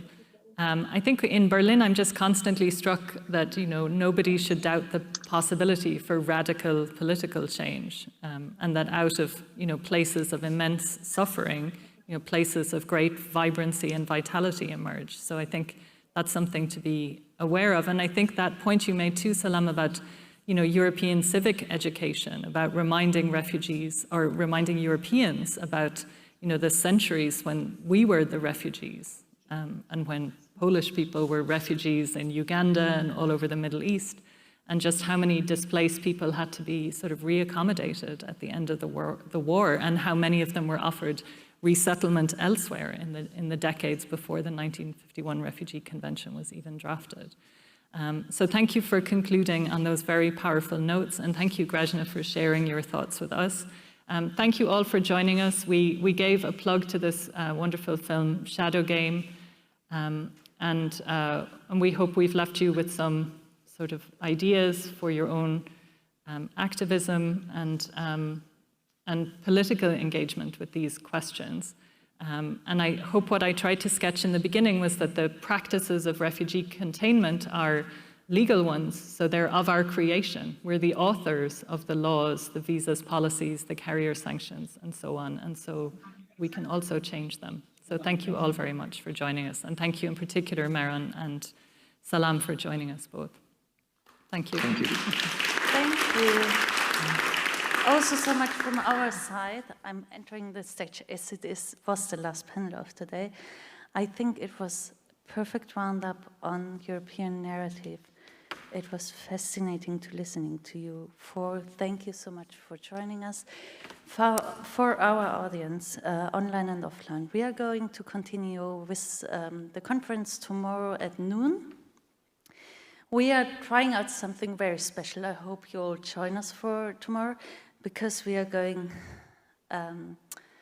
new ways.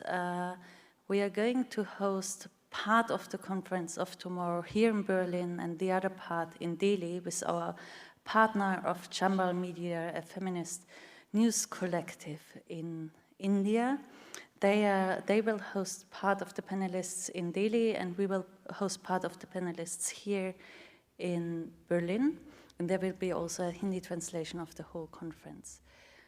It's on storytelling for the common good. So if you got the first ideas today and felt inspired, please join us tomorrow, either on our conference platform where you can still register at forum.hrffb.de, or here at our wonderful festival location, the Atelier Guns at Bufa in Tempelhof. You're most welcome to join us to connect with other people and to exchange thoughts. Thank you so much, and we are now looking forward to 3 wonderful screenings here at Bufa and screenings at our partner cinemas. And if you're not in Berlin, don't worry. If you're in Germany, you can watch all the films online.